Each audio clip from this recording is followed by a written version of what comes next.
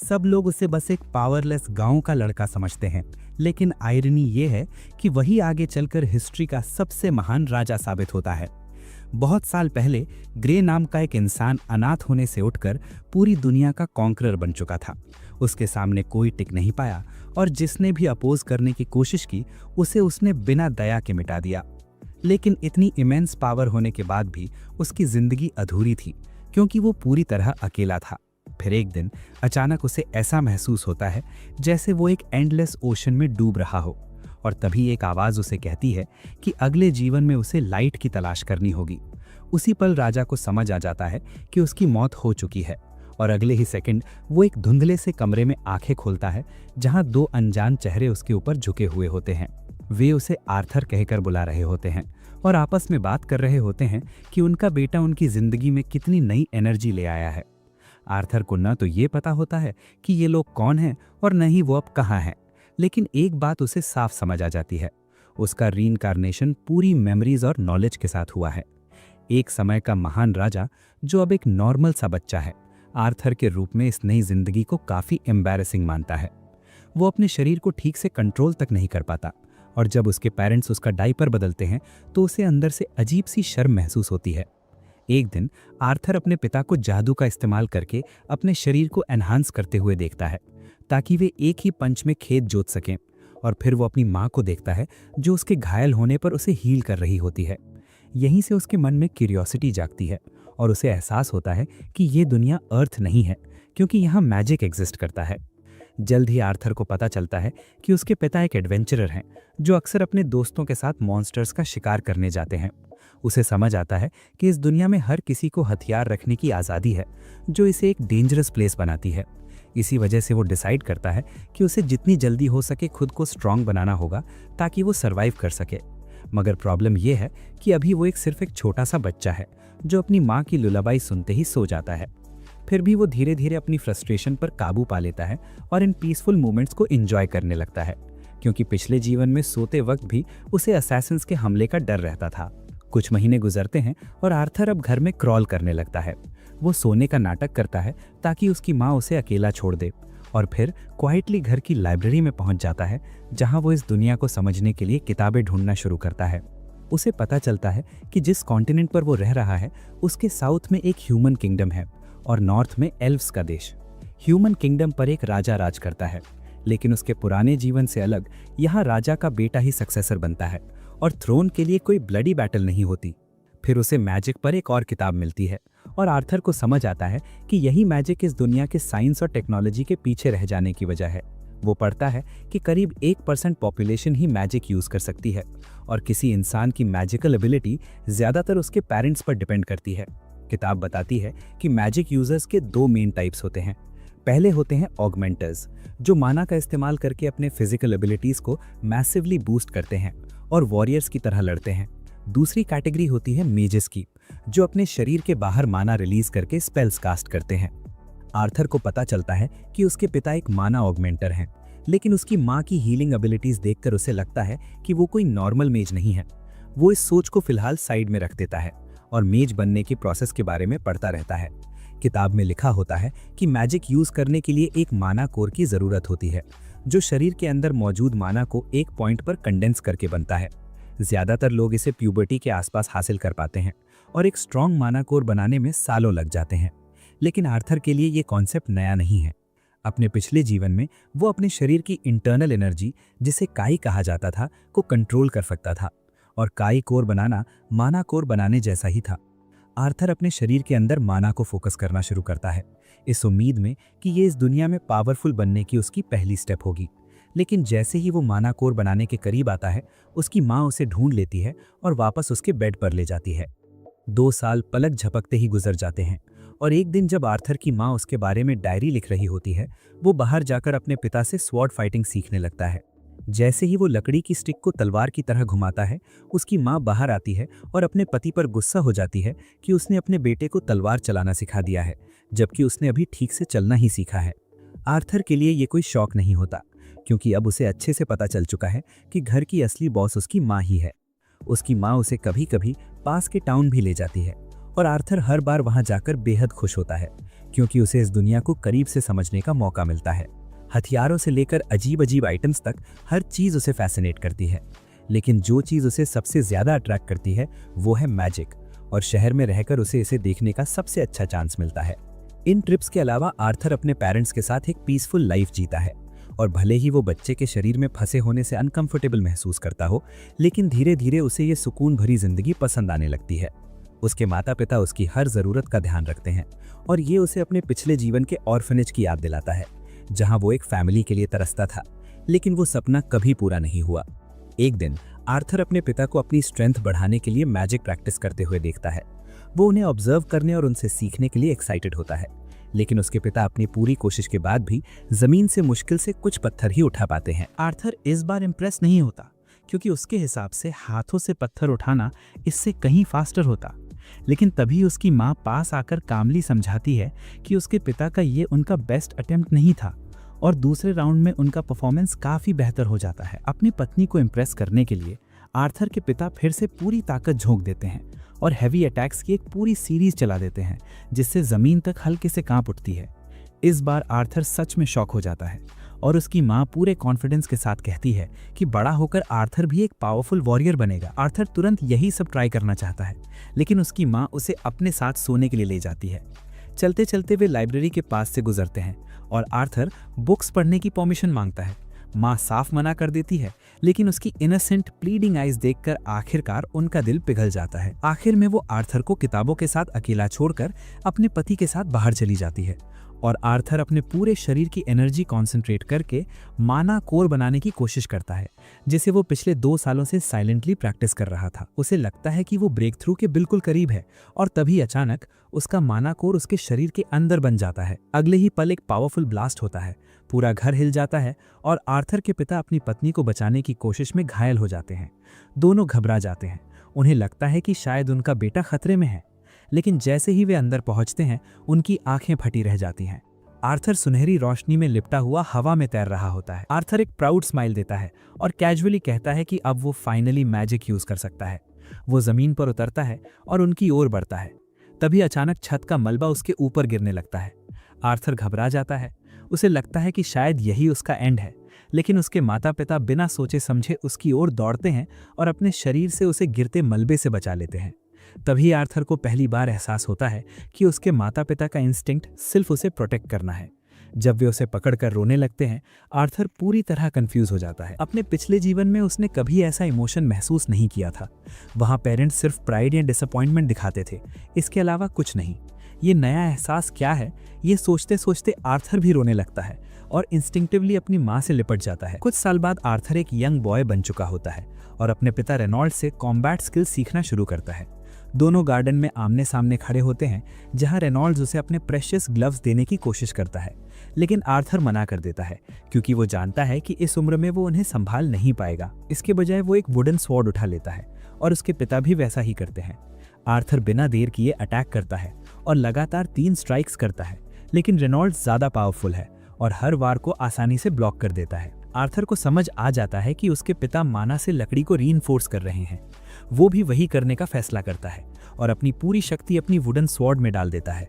कुछ ही पलों बाद वो फिर से अपने पिता की ओर दौड़ता है और इस बार रेनॉल्ड्स शॉक में आ जाते हैं जब आर्थर का वार उनकी छड़ी को बीच से तोड़ देता है। आर्थर मुस्कुराकर कहता है कि उसकी लकड़ी बेहतर है, लेकिन रेनॉल्ड्स शांत स्वर में जवाब देता है कि असली मायने एंड्योरेंस के होते हैं। फिर भी वो समझ जाता है कि आर्थर एक रेयर टैलेंट है और अपनी पत्नी से उसे किसी स्किल्ड टीचर के पास सिटी के बाहर भेजने का मुश्किल फैसला करता है। उसकी माँ एलिस इसके बिल्कुल खिलाफ होती है क्योंकि वो अपने 4 साल के बेटे को खुद से दूर नहीं करना चाहती। रेनॉल्ड समझाता है कि इतनी कम उम्र में आर्थर की पावर असामान्य है और उसे सही गाइडेंस की जरूरत है। इससे पहले कि कोई फाइनल डिसीजन होता, आर्थर खुद बीच में बोल पड़ता है और कहता है कि वो सब साथ चलेंगे। भले ही आइडिया थोड़ा सिली लगता है, लेकिन माता पिता तुरंत मान जाते हैं, शायद इसलिए कि इस दुनिया में अभी हाउसिंग क्राइसिस जैसी प्रॉब्लम्स एग्जिस्ट नहीं करती। कुछ दिनों बाद एलिस और रेनॉल्ड्स की ओल्ड पार्टी के मेंबर्स उनके साथ जुड़ जाते हैं। आर्थर सबसे पोलाइटली अपना इंट्रोडक्शन देता है। इस ग्रुप में Adam leader, Angela curvy woman, Durden average looking guy, Helen Archer और जैस्मिन जो किसी वजह से आर्थर को सस्पिशियस नजरों से देखती है। जल्द ही वे जर्नी शुरू करते हैं और आर्थर नोटिस करता है कि इस दुनिया में ट्रांसपोर्टेशन अभी भी काफ़ी आउटडेटेड है, जबकि उसके पिछले वर्ल्ड में हर जगह एयर उबर अवेलेबल था। थोड़ी देर बाद वे खाने के लिए रुकते हैं, लेकिन फूड की स्मेल से जंगल से वुल्फ टाइप मॉन्स्टर्स निकल आते हैं और प्लान फेल हो जाता है। जैस्मिन इंस्टेंटली एक्शन में आती है, अपने 2 डैगर्स निकालती है और जो भी वुल्फ सामने आता है उसे काट गिराती है। रेनॉल्ड्स, एडम और हेलन भी अपने अपने वेपन से कई मॉन्स्टर्स को खत्म कर देते हैं। इस बीच डर्डन और एंजेला अपनी मैजिक यूज करके बाकी बचे जानवरों को पूरी तरह से वाइप आउट कर देते हैं। उस रात वो मॉन्स्टर्स का मीट खाते हैं और थोड़ी देर बाद एलिस नोटिस करती है कि रेनॉल्ड्स का हाथ अब भी ब्लीडिंग कर रहा है। वो उसे हील करने का फैसला करती है। पार्टी के बाकी मेंबर्स तुरंत चारों ओर डिफेंसिव फॉर्मेशन बना लेते हैं, जिससे आर्थर थोड़ी देर के लिए कंफ्यूज हो जाता है। फिर उसे समझ आता है कि एलिस एक एक्सट्रीमली रेयर हीलर मेज है और इसी रेयरिटी की वजह से उस पर हमेशा कैप्चर होने का खतरा बना रहता है। यही रीजन था कि वो लोग सिटी छोड़कर कंट्री साइड में छिप कर रह रहे थे। थैंकफुली हीलिंग मैजिक बिना किसी इशू के काम करता है। इसके बाद एडम को लगता है कि उसे थोड़ी एक्सरसाइज चाहिए और वो आर्थर से ट्रेनिंग के लिए कहता है। आर्थर अग्री कर जाता है और एडम अपने स्पीयर के शार्प टिप को क्लॉथ से रैप कर लेता है ताकि कोई सीरियस डैमेज ना हो। दोनों वेपन्स को माना से चार्ज करते हैं, लेकिन एडम तब पूरी तरह स्टन रह जाता है जब आर्थर फर्स्ट मूव करता है। मैजिक से अपनी स्पीड बढ़ाता है, लाइटनिंग फास्ट एडम की ओर बढ़ता है, अचानक वैनिश हो जाता है और फिर उसके पीछे अपीयर होता है। एडम पूरी तरह चौंक जाता है। दुर्भाग्य से यहीं पर आर्थर का पैर जरा सा स्लिप हो जाता है और इसी एक पल में एडम को रिएक्ट करने का मौका मिल जाता है। देखते देखते दोनों के बीच इंटेंस बहस शुरू हो जाती है। आर्थर की एजिलिटी देखकर हर कोई शॉक्ड रह जाता है, लेकिन बिल्कुल लास्ट मोमेंट पर अपने हल्के शरीर की वजह से वो हवा में उछल जाता है। हालात बिगड़ने से पहले एंजेला अपनी विंड पावर इस्तेमाल करती है और उसे बचा लेती है। आर्थर आराम से नीचे जमीन पर लैंड करता है, जबकि टीम के बाकी मेंबर्स एडम को डांटने लगते हैं कि वो इतने छोटे लड़के के साथ जरूरत से ज्यादा हार्श हो गया। एडम खुद को जस्टिफाई करने की कोशिश करता है और कहता है कि ये बच्चा जितना दिखता है उससे कहीं ज्यादा पावरफुल है, लेकिन कोई उसकी बात सीरियसली नहीं लेता।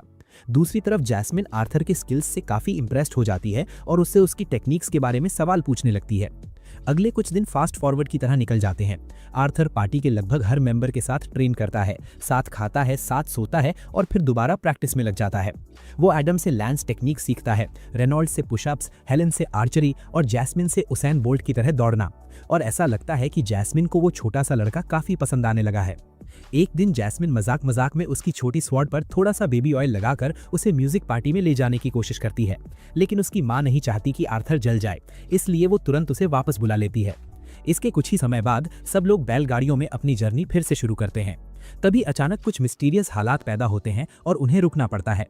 अगले ही पल तीरों की बौछार उनकी तरफ आती है और आर्थर तुरंत समझ जाता है कि ये बैंडिट्स का एम्बुश है। डर्ड और एडम बिना सोचे समझे गाड़ियों के सामने कूद जाते हैं, जबकि एंजेला अपनी विंड मैजिक से उनकी ओर आते सारे एरोज को हवा में ही उड़ा देती है। आर्थर बाहर झांक कर देखता है और समझ जाता है कि वो चारों तरफ से बैंडिट्स से घिर चुके हैं। एक चालाक सा बैंडिट लीडर अपने आदमियों को आदेश देता है कि एलिस और आर्थर को कोई नुकसान न पहुंचाया जाए, बाकी सबको मार दिया जाए, क्योंकि इन्हें जिंदा पकड़कर ऊंचे दामों में बेचा जा सकता है। सभी बैंडिट्स जोश में बैटलफील्ड में कूद पड़ते हैं, लेकिन रेनॉल्ड्स और उसके साथी उन्हें एक एक करके गिराना शुरू कर देते हैं। आर्थर ये साफ देख पा रहा था कि इंडिविजुअल लेवल पर उसकी टीम कहीं ज्यादा स्ट्रांग है। असली प्रॉब्लम तब शुरू होती है जब बैंडिट्स अपनी भारी संख्या का फायदा उठाकर उन्हें ओवरवेल्म करने की कोशिश करते हैं। लगातार लड़ाई से टीम के लोग थकने लगते हैं। तभी बैंडिट लीडर सीधे रेनॉल्ड से फेस टू फेस भिड़ जाता है और उसे उसी गाड़ी में दे मारता है जिसमें आर्थर बैठा हुआ होता है। गाड़ी टूट जाती है। एलिस तुरंत रेनॉल्ड्स की मदद के लिए आगे बढ़ती है, लेकिन रेनॉल्ड्स उसे अपनी मैजिक इस्तेमाल न करने को कहता है क्योंकि इससे सिचुएशन और बिगड़ सकती है। वो खुद खड़ा होता है और आर्थर से कहता है कि वो अपनी माँ को किसी सेफ जगह ले जाए, जबकि वो खुद बैंडिट लीडर से निपटेगा। आर्थर साफ तौर पर फाइट करना चाहता है और कॉन्फिडेंटली कहता है कि वो इन गुंडों से निपट सकता है, लेकिन उसका पिता उस पर चिल्लाता है कि अपनी ताकत का इस्तेमाल अपनी माँ की रक्षा के लिए करे क्योंकि वो प्रेग्नेंट है। आर्थर के दिमाग में एक पल के लिए आता है कि इन्हें ये सब करने का टाइम कब मिला, लेकिन फिर वो एलिस के साथ भागने का फैसला करता है। बैंडिट लीडर उसका पीछा करने की कोशिश करता है, लेकिन रेनॉल्ड्स उस पर फिर से अटैक कर देता है, जिससे उसे डिफेंस में जाना पड़ता है। आर्थर भागता रहता है, लेकिन कुछ ही दूरी पर उसका रास्ता कई दुश्मनों से घिर जाता है। लकीली उसके साथी पूरी तरह प्रोफेशनल निकलते हैं और एक एक करके सारे बैंडिट्स को खत्म कर देते हैं। आर्थर उनकी मदद के लिए जल्दी से थैंक्स कहता है और पूरी स्पीड से दौड़ना जारी रखता है। तभी अचानक एक मेज उन पर हमला करता है और अपनी विंड पावर से सीधा असॉल्ट कर देता है। आर्थर फैसला करता है कि पहले अपनी मां को सेफ जगह पुश करेगा। अटैक का सबसे ज्यादा असर उसी पर पड़ता है और वो हवा में उछलकर सीधा चट्टान से नीचे गिर जाता है। गिरते वक्त वो मन ही मन तय कर लेता है कि वो अकेला नहीं मरेगा। रस्सी से बंधी अपनी डैगर वो अपने अटैकर की तरफ फेंकता है और वो भी उसके साथ नीचे गिर जाता है। डर्ड और एंजेला तुरंत अपनी मैजिक से नन्हे आर्थर को बचाने की कोशिश करते हैं, जबकि उसकी माँ आंखों में आंसू लिए उसका नाम पुकारती रहती है। लेकिन उस पूरे पल में आर्थर को एक अजीब सी शांति महसूस होती है, जैसे उसने कुछ अचीव कर लिया हो। वो सोचता है क्या ये हैप्पीनेस होती है। तभी अचानक उसकी आंखों से आंसू बहने लगते हैं, क्योंकि उसे एहसास होता है कि वो बड़ा भाई बनने वाला था, लेकिन अब ये जिंदगी उससे छिन गई है। गिरने के बाद जब आर्थर अपनी आंखें खोलता है तो देखता है कि वो अभी भी अलाइव है। वो कंफ्यूज्ड होकर सोचता है कि वो कहाँ है, तभी उसके नीचे की जमीन हिलने लगती है और कोई जाइगेंटिक चीज उसकी तरफ बढ़ती दिखाई देती है। आर्थर उठकर देखना चाहता है कि आखिर आ क्या रहा है, और तभी एक डरावना सा डेमन उसे उसके नाम से पुकारता है। ये सुनते ही वो बुरी तरह घबरा जाता है। आर्थर डेमन से डरा हुआ है, लेकिन वो एक ब्रेव वॉरियर है जो बिना लड़े हार नहीं मानेगा। वो डेमन पर झपटता है, लेकिन डेमन उसे बड़ी आसानी से दूर फेंक देता है। जैसे तैसे उठने पर डेमन उससे कहता है कि उसे अभी बहुत कुछ सीखना है, और फिर उसे भरोसा दिलाता है कि वो उसकी एनिमी नहीं बल्कि उसकी फ्रेंड है। आर्थर को समझ नहीं आता कि चल क्या रहा है, और तभी डेमन अचानक उसके लिए फल तोड़ने लगती है। वो आर्थर से कहती है कि पहले उसे खाना होगा, उसके बाद ही वो कोई बात करेगी, वरना वो किसी क्वेश्चन का जवाब नहीं देगी। आर्थर के पास जल्दी जल्दी खाने के अलावा कोई ऑप्शन नहीं बचता। खाने के बाद आर्थर डेमन से पूछता है कि क्या उसके पेरेंट्स ठीक हैं। डेमन उसे उस रोड का विजन दिखाती है जहां उसके माता पिता और उनके दोस्त बैंडिट्स से लड़ रहे थे, और अब वो सड़क बैंडिट्स की लाशों से भरी हुई थी। डेमन आर्थर को बताती है कि उसके सारे अपने सेफ हैं और कुछ दिन पहले अपनी जर्नी दोबारा शुरू कर चुके हैं। ये सुनते ही आर्थर की आंखों में राहत के आंसू आ जाते हैं। वो डेमन से अपना नाम पूछता है ताकि वो उसे प्रॉपरली थैंक्स कह सके, और वो अपना नाम सिल्विया बताती है। कुछ दिन बीत जाते हैं और आर्थर अभी भी सिल्विया की केव में रहता है। अपने घाव पूरी तरह ठीक होने तक वो फलों से ही गुजारा करता है। आर्थर जितनी जल्दी हो सके अपने पेरेंट्स के पास लौटना चाहता है, लेकिन सिल्विया उसे बताती है कि ये इतना सिंपल नहीं है, क्योंकि रास्ते में ऐसा जंगल पड़ेगा जो डेंजरस मॉन्स्टर्स और क्रिमिनल्स से भरा है। हालांकि सिल्विया के पास आर्थर को उसके फैमिली से मिलाने का एक और तरीका है, लेकिन इसमें स्पेस टाइम के फैब्रिक में एक होल बनाना शामिल है, और इसमें काफी टाइम लगता है। आर्थर ये बात समझ जाता है, और जब तक सिल्विया स्पेस टाइम पोर्टल तैयार कर रही होती है, आर्थर अपने स्किल्स की ट्रेनिंग लगातार जारी रखता है। अब धीरे धीरे आर्थर को क्लियर हो जाता है कि भले ही सिल्विया दिखने में एक डीमन जैसी लगे, लेकिन रियलिटी में वो बेहद काइंड हार्टेड है, और उससे भी ज़्यादा वो खास तौर पर आर्थर की जेन्युइनली केयर करती है, और यहीं से बॉन्ड थोड़ा और डीप हो जाता है। एक दिन जब आर्थर अपने माना कोर पर फोकस करके प्रैक्टिस कर रहा होता है, तभी सिल्विया डिसाइड करती है कि वो उसे एक ऐसी टेक्निक सिखाएगी जो इंसानों को नॉर्मली पता ही नहीं होती। वो हवा से माना एनर्जी कलेक्ट करती है और अपने हाथ में कॉम्पैक्ट बॉल बना लेती है। ये देखकर आर्थर लिटरली शॉक्ड रह जाता है, क्योंकि उसने ऐसा कुछ पहले कभी देखा ही नहीं था। सिल्विया उसे एक्सप्लेन करती है कि ज़्यादातर ह्यूमंस यही मानते हैं कि वो या तो माना कलेक्ट कर सकते हैं या फिर उसे यूज़ कर सकते हैं। दोनों साथ साथ पॉसिबल नहीं है, लेकिन नेचर में ऐसे कई बीइंग्स हैं जो सेम टाइम पर दोनों काम एफर्टलेसली कर लेते हैं। वो आर्थर को ये स्किल सिखाने के लिए रेडी होती है, लेकिन उससे पहले एक सवाल पूछती है कि अगर वो पावरफुल बन गया तो उस ताकत का करेगा क्या। आर्थर थोड़ी देर सोचता है और फिर ऑनेस्टली बोल देता है कि स्ट्रांग होने के बाद वो उन सब को मार डालेगा जो उसके लोगों को हार्म करने की कोशिश करेंगे। ये सुनते ही सिल्विया का एक्सप्रेशन बदल जाता है और वो उसे दूर धकेल देती है। आर्थर को गुस्सा आता है, कंफ्यूजन भी होती है, लेकिन सिल्विया कामली बताती है कि वो उसकी टेस्ट में फेल हो गया है, क्योंकि वो किसी ऐसे इंसान को ये नॉलेज नहीं दे सकती जिसकी सोच वायलेंट और ट्विस्टेड हो।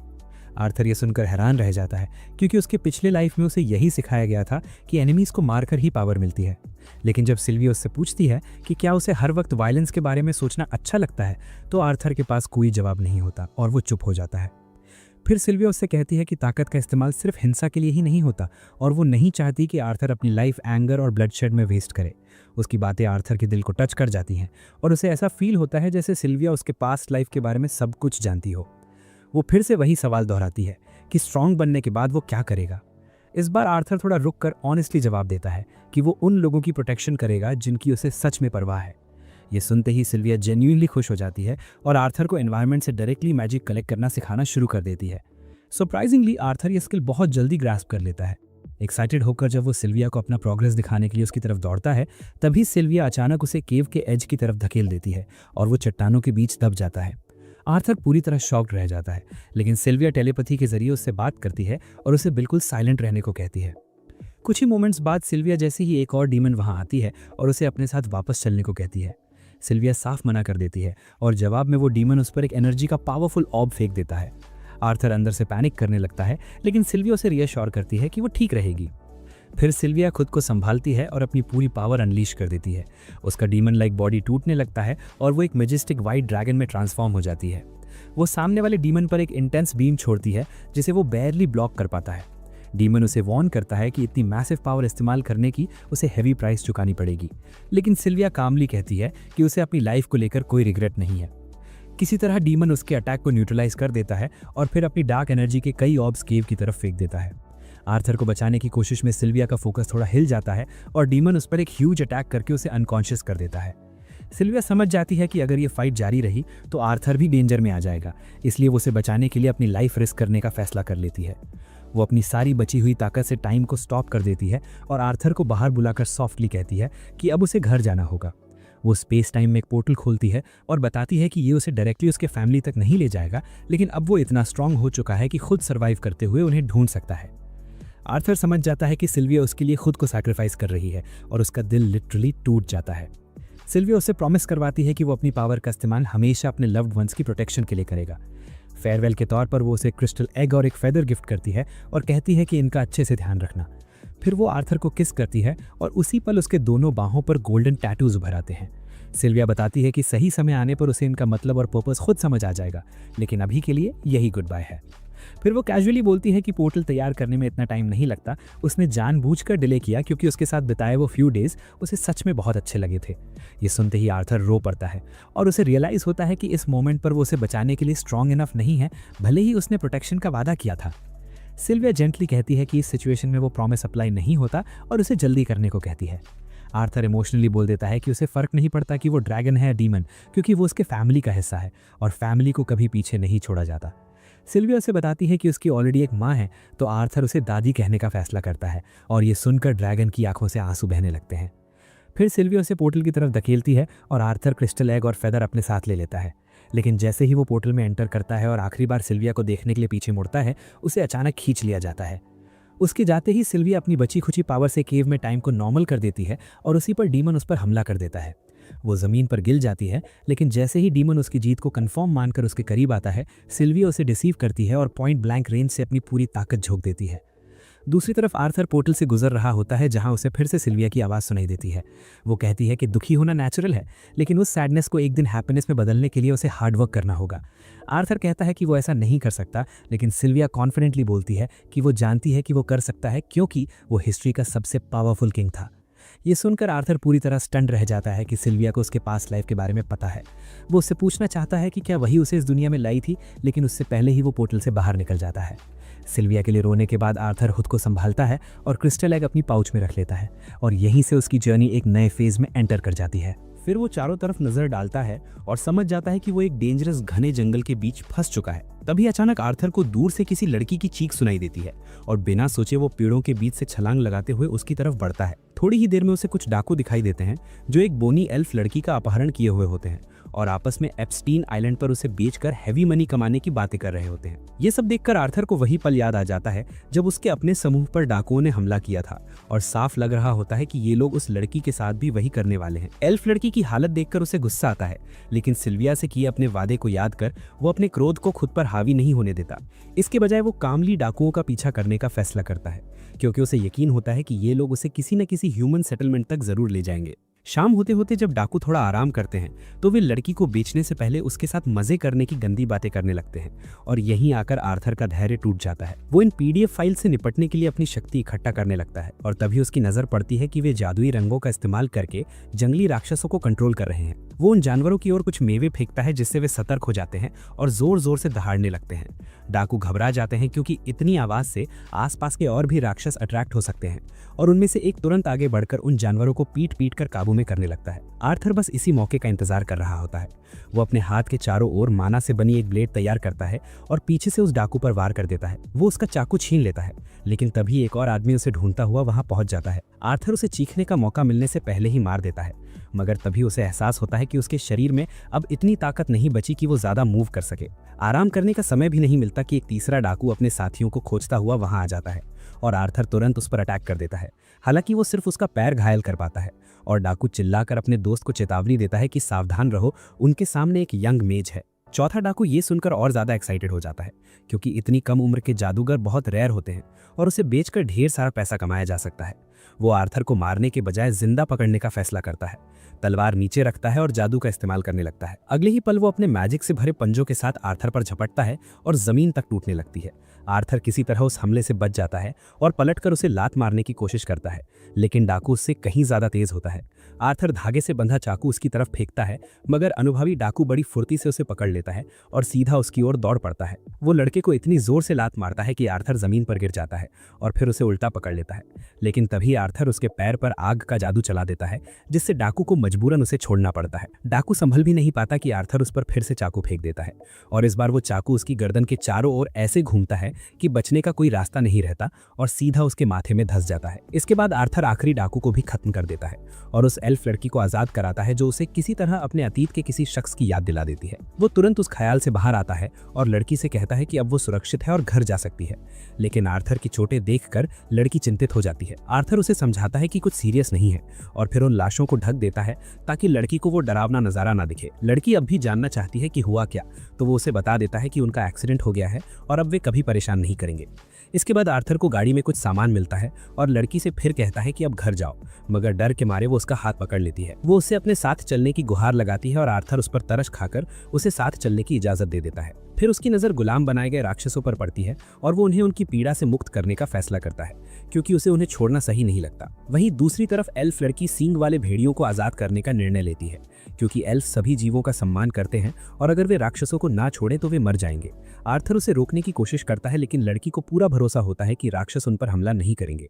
वो उन्हें आज़ाद कर देती है और सच में वे राक्षस शांति से वहां से चले जाते हैं, जिसे देखकर आर्थर उसके प्रकृति से गहरे जुड़ाव पर हैरान रह जाता है। इसके बाद वो उसे घर छोड़ने का फैसला करता है और रास्ते में थोड़ी देर रुकने पर उसे पता चलता है कि उसका नाम टेस है। आर्थर खाना बनाता है और टेस से कहता है कि भूख ना होने पर भी खा ले, इससे तुझे ताकत मिलेगी। ये शब्द सुनते ही उसे सिल्विया याद आ जाती है। तभी वो देखता है कि टेस खाने को लेकर नखरे कर रही है, कह रही है कि खाना स्वादिष्ट नहीं है और उसे कुछ मीठा चाहिए। आर्थर सोचता है कि शायद उसे टेस के साथ एक नॉर्मल बच्चे जैसा व्यवहार करना सीखना होगा, क्योंकि ये उसकी उम्र की पहली लड़की है जिससे वो मिला है। फिर टेस उससे पूछती है कि वो यहाँ क्या कर रहा है और आर्थर उसे बताता है कि वो अपने माता पिता से बिछड़ गया है। वे फैली विलेज की तलाश में अपनी यात्रा जारी रखते हैं और ये सफर आर्थर की उम्मीद से कहीं ज्यादा लंबा निकलता है। टेस उसे अपने गांव के किस्से सुनाती रहती है और आर्थर को एहसास होता है कि एल्फ की जिंदगी इंसानों से कितनी अलग होती है। अचानक आर्थर को महसूस होता है कि एक सींग वाला भेड़िया उनका पीछा कर रहा है और वो उसे मारने का मन बना लेता है। रात में वो टेस को तंबू के अंदर सोने को कहता है और खुद बाहर पहरा देता है और उसी दौरान सिल्विया द्वारा दिया गया क्रिस्टल एग देखने लगता है। वो सोच ही रहा होता है कि आखिर ये है क्या, तभी टेस उसे आवाज देती है और तंबू के अंदर आने को कहती है। वो वादा करती है कि वो अपने परिवार से ये बात छुपाएगी कि उसने उसके साथ रिलेशंस बनाए थे, लेकिन आर्थर उसे बताता है कि वो बाहर ही ठीक है। थोड़ी देर में उसे समझ आ जाता है कि टेस अकेले तंबू में रहने से डर रही है और वो उसकी बात मानकर अंदर चला जाता है।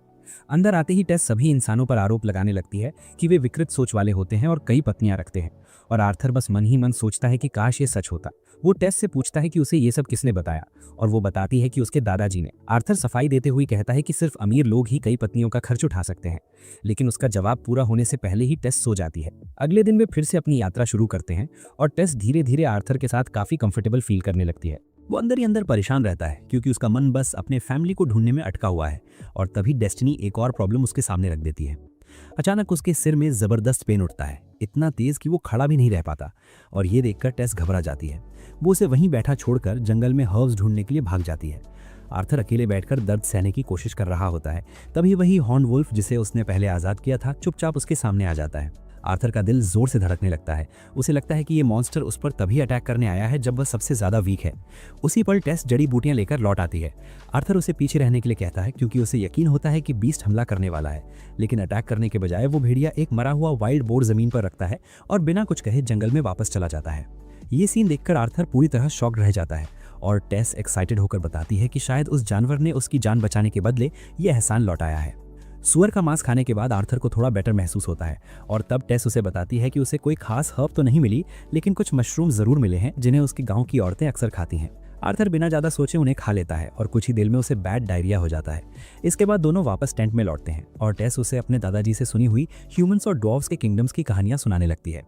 वो बताती है कि वो उन राज्यों को अपनी आंखों से देखना चाहती है, लेकिन सुना है कि वहाँ बैड पीपल बहुत हैं, इसलिए वो जा नहीं सकती।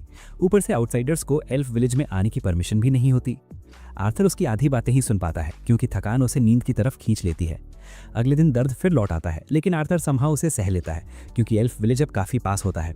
टेस उससे कहती है कि अब वे फ्रेंड्स बन चुके हैं, लेकिन आर्थर समझ ही नहीं पाता कि इसका रिप्लाई क्या दे। उसके कभी दोस्त नहीं रहे, इसलिए दोनों के बीच एक ऑकवर्ड साइलेंस छा जाती है। आर्थर को अपने पास्ट लाइफ का सबसे करीबी दोस्त याद आने लगता है और वो पल भी याद आता है जब उसने खुद उसे मार दिया था। तभी अचानक टेस एल्फ विलेज का गेट देखकर खुशी से चिल्ला उठती है। आर्थर चौंक जाता है और टेस उसका हाथ पकड़कर उसे अपने साथ चलने को कहती है। आर्थर उसका हाथ थामकर एल्फ विलेज की तरफ बढ़ता है, लेकिन जैसे ही वे अंदर कदम रखते हैं, इंट्रूडर अलर्ट की वजह से गार्ड्स तुरंत आ जाते हैं। आर्थर को समझ ही नहीं आता कि हो क्या रहा है और अगले ही पल गार्ड्स उसे पकड़ लेते हैं। वो टेस की आंखों में आई ठंडक देखकर डर जाता है और सोचने लगता है कि अब उसका क्या होगा। जब उसकी सारी प्लीज के बावजूद टेस चुप रहती है तो आर्थर को लगता है कि शायद उसने उस पर भरोसा करने में बहुत जल्दी कर दी। जंगल में भले ही टेस ने उसे दोस्त कहा हो, लेकिन आर्थर को लगता है कि ऐसे मोमेंट्स में वर्ड्स की कोई वैल्यू नहीं होती। उसका दिल घबराने लगता है और तभी एल्फ सोल्जर्स उसे मारने के लिए वेपन्स निकाल लेते हैं। उसी पल टेस आगे बढ़ती है और सिचुएशन समझकर गार्ड से रुकने की रिक्वेस्ट करती है। गार्ड्स कहते हैं कि आर्थर एक डेंजरस ह्यूमन है और उन्हें उसे नुकसान पहुंचाने से पहले ही खत्म कर देना चाहिए। टेस बताती है कि आर्थर उसका फ्रेंड है और उसी ने उसकी जान बचाई थी, लेकिन गार्ड्स उसकी बात मानने से इनकार कर देते हैं। उल्टा वे आर्थर पर टेस का ब्रेन वॉश करने का आरोप लगाते हैं। तभी अचानक एक पावरफुल वॉइस उन्हें चुप रहने का आदेश देती है। अचानक सामने गेट खुलता है और उसमें से एक बूढ़ा ड्वार्फ बाहर आता है जो सोल्जर्स को तुरंत लड़के को छोड़ने का आदेश देता है। जब टेस आर्थर की हालत देखने जाती है और सोल्जर्स पर गुस्सा करती है तो बूढ़ा ड्वार्फ, जो उसका दादाजी होता है, समझाता है कि गार्ड्स का रिएक्शन गलत नहीं था क्योंकि एक ह्यूमन लापता प्रिंसेस को लेकर उनके किंगडम में घुस आया था। फिर वो अपना परिचय वेरियन के रूप में देता है जो ड्वार्फ्स का फॉर्मर किंग है और आर्थर को उसकी पोती यानी उनके राज्य की प्रिंसेस को बचाने के लिए धन्यवाद देता है। ये सब सुनकर आर्थर पूरी तरह स्टन रह जाता है। उसे यकीन ही नहीं होता कि ये छोटी सी लड़की एक प्रिंसेस है, लेकिन टेस उसे वही स्मग स्माइल देती है। वेरियन उससे पूछता है कि क्या उसने अपने दोस्त को उसका रॉयल स्टेटस नहीं बताया, और भले ही टेस कहती है कि उसने बताया था, आर्थर को पूरा भरोसा होता है कि ऐसा बिल्कुल नहीं हुआ था। तभी उसके माता पिता वहां पहुंच जाते हैं और टेस सीधे दौड़कर उनकी बाहों में समा जाती है। उसके पिता आर्थर को देखते ही किसी टिपिकल नस्लवादी एल्फ की तरह सैनिकों को उसे तुरंत खत्म करने का आदेश दे देते हैं, लेकिन वेरियन बीच में आकर समझाता है कि भले ही आर्थर इंसान है, लेकिन उसी ने टेस की जान बचाई और उसे सेफली घर तक पहुंचाया। टेस भी आर्थर का पूरा सपोर्ट करती है और अपने पिता पर दबाव डालकर उसे महल में आने की इजाजत दिलवा देती है। वेरियन आर्थर से कहता है कि उन्हें बाद में अकेले में बात करनी है और आर्थर को उस बूढ़े एल्फ से एक अजीब सी मिस्टीरियस पावर महसूस होती है। इतना सुनते ही टेस आर्थर का हाथ पकड़कर शहर की गलियों में दौड़ने लगती है। आर्थर ये सब देखकर थोड़ा हैरान हो जाता है, लेकिन ड्वार्फ्स अपने इंसानों के साथ लंबे युद्ध इतिहास की वजह से उसे गुस्से और नफरत से घूरते रहते हैं।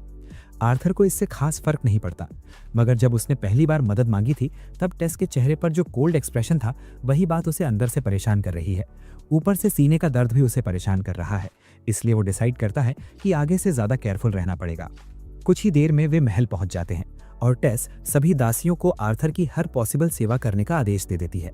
वो उसके ठहरने की पूरी प्लानिंग करने लगती है, लेकिन आर्थर को लगता है कि सबसे पहले उसे अपने माता पिता को अपनी जर्नी के बारे में बताना चाहिए। उसे बात करने की परमिशन मिल जाती है, लेकिन टेस उसे मेज पर बैठने के लिए कहती है और कॉन्वर्सेशन शुरू होने से पहले टी और स्नैक्स भी मंगवाती है। आर्थर मन ही मन सोचता है कि क्या किसी इंसान के साथ ऐसा रॉयल व्यवहार ठीक है। तभी टेस के पिता एल्डविन अपना और अपनी पत्नी म्यूरियल का परिचय देते हैं। आर्थर भी खुद को इंट्रोड्यूस करता है और उन्हें रिस्पेक्टफुली ग्रीट करता है, और एल्डविन उसकी गरीबी के बावजूद उसके मैनर्स से काफ़ी इंप्रेस हो जाते हैं। इसके बाद आर्थर पूरी कहानी बताना शुरू करता है कि कैसे उसने टेस को स्लेव ट्रेडर्स से बचाया था, और ये सुनते ही पूरा परिवार गुस्से से भर जाता है। वे इसके लिए इंसानों को कोसने लगते हैं, लेकिन आर्थर कामली कहता है कि प्रोफेशन को ब्लेम करो, रेस को नहीं। वेरियन उससे पूछता है कि उसने स्लेव ट्रेडर्स से टेस को कैसे छुड़ाया, और आर्थर बताता है कि वो एक मेज है। राजा को यह मानना मुश्किल लगता है कि एक बच्चा स्लेव ट्रेडर्स को हरा सकता है, और एल्फ सोल्जर्स तो और भी लाउडली विरोध करने लगते हैं।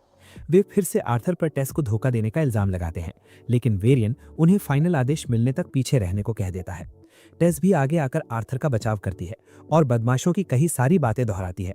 उसकी माँ उसे गले लगाकर शांत करती है, और फिर उसके पिता आर्थर से कहते हैं कि वे उसकी कहानी पर भरोसा करते हैं।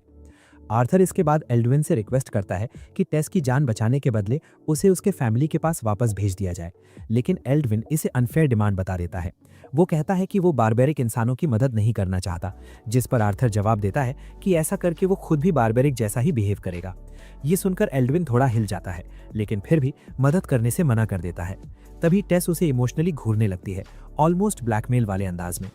एल्डविन आखिरकार मान जाता है और आर्थर को बताता है कि नॉर्मली ह्यूमन रेल्म का गेट हर 7 साल में सिर्फ एक बार खुलता है, लेकिन वे उसे यहाँ इतने लंबे समय तक नहीं रोक सकते, इसलिए वे कुछ सोल्जर्स को उसे सेफली घर पहुंचाने भेजेंगे। आर्थर ये सुनकर खुश हो जाता है, लेकिन उसी पल उसके सीने का दर्द पहले से कहीं ज्यादा तेज हो जाता है। वो किसी तरह पूरा दिन पेन झेलता है और रात में फ्रेश एयर लेने के लिए अपने कमरे की बालकनी में आ जाता है। पास के कमरे में वो टेस को अपने माता पिता के साथ खुशी खुशी खेलते हुए देखता है और ये देखकर उसे अपने पेरेंट्स की याद आ जाती है। आर्थर सोचता है कि क्या वे ठीक होंगे, हालांकि उसे पूरा भरोसा है कि वे बैंडिट्स के हमले से बचने के लिए स्ट्रांग इनफ है। वो उन्हें याद करता है और सोचता है कि क्या वे भी उसे दोबारा देखकर उतने ही खुश होंगे जितने टेस के माता पिता अभी दिख रहे हैं। जितना ज्यादा वो सोचता है उतना ही हैवी महसूस करने लगता है और टेस ये सब समझ जाती है। वो तुरंत दौड़कर उसके पास आती है और अपने परिवार की तरफ से उसके साथ हुए बुरे बर्ताव के लिए माफी मांगती है। आर्थर कहता है कि सब ठीक है और हल्के मजाक में टेस को ताना मारता है कि उसे तो अपने पेरेंट्स के पास वापस जाकर खूब पैम्परिंग मिलेगी। टेस को यह सुनकर बुरा लगता है और वो कहती है कि उसके माता पिता आर्थर के वापस लौटने पर भी उसके साथ वैसा ही व्यवहार करेंगे, जिससे आर्थर की चिंता और बढ़ जाती है। वो उससे कंफर्म करना चाहता है और पूछता है कि क्या उसके पेरेंट्स सच में सब कुछ के बावजूद उसे देखकर खुश होंगे। अचानक टेस उसका चेहरा पकड़ लेती है और कहती है कि ये ऑब्वियस है कि उसके पेरेंट्स उसे बहुत मिस करेंगे क्योंकि वो उनके साथ नहीं है। वो ये भी कहती है कि वो खुद भी उसे मिस कर रही है क्योंकि वो जल्द ही घर जाने वाला है। और आर्थर कुछ पल के लिए बिल्कुल स्पीचलेस हो जाता है। तभी फायरफ्लाइज जैसी चमकती फूलों की पंखुड़ियां हवा में तैरने लगती हैं और दोनों उस ब्यूटी में खो जाते हैं। अचानक आर्थर को टेस के चेहरे पर पहले दिखी उदासी याद आ जाती है और वो सोचने लगता है कि क्या उस वक्त टेस के साथ कुछ गलत था या फिर वो सिर्फ उसका इल्यूजन था। वो खुद को प्रेजेंट मोमेंट में लाने का फैसला करता है। तभी उसे टेस की तरफ एक अटैक का एहसास होता है। आर्थर तुरंत बीच में आकर हमला रोकता है और अटैकर की ओर दौड़ता है और पाता है कि वो वेरियन है। आर्थर गुस्से में बूढ़े एल्फ से पूछता है कि क्या वो अपनी पोती को मारना चाहता है। वेरियन शांति से पूछता है कि क्या कोई सच में फूलों की पंखुड़ियों से किसी को मार सकता है।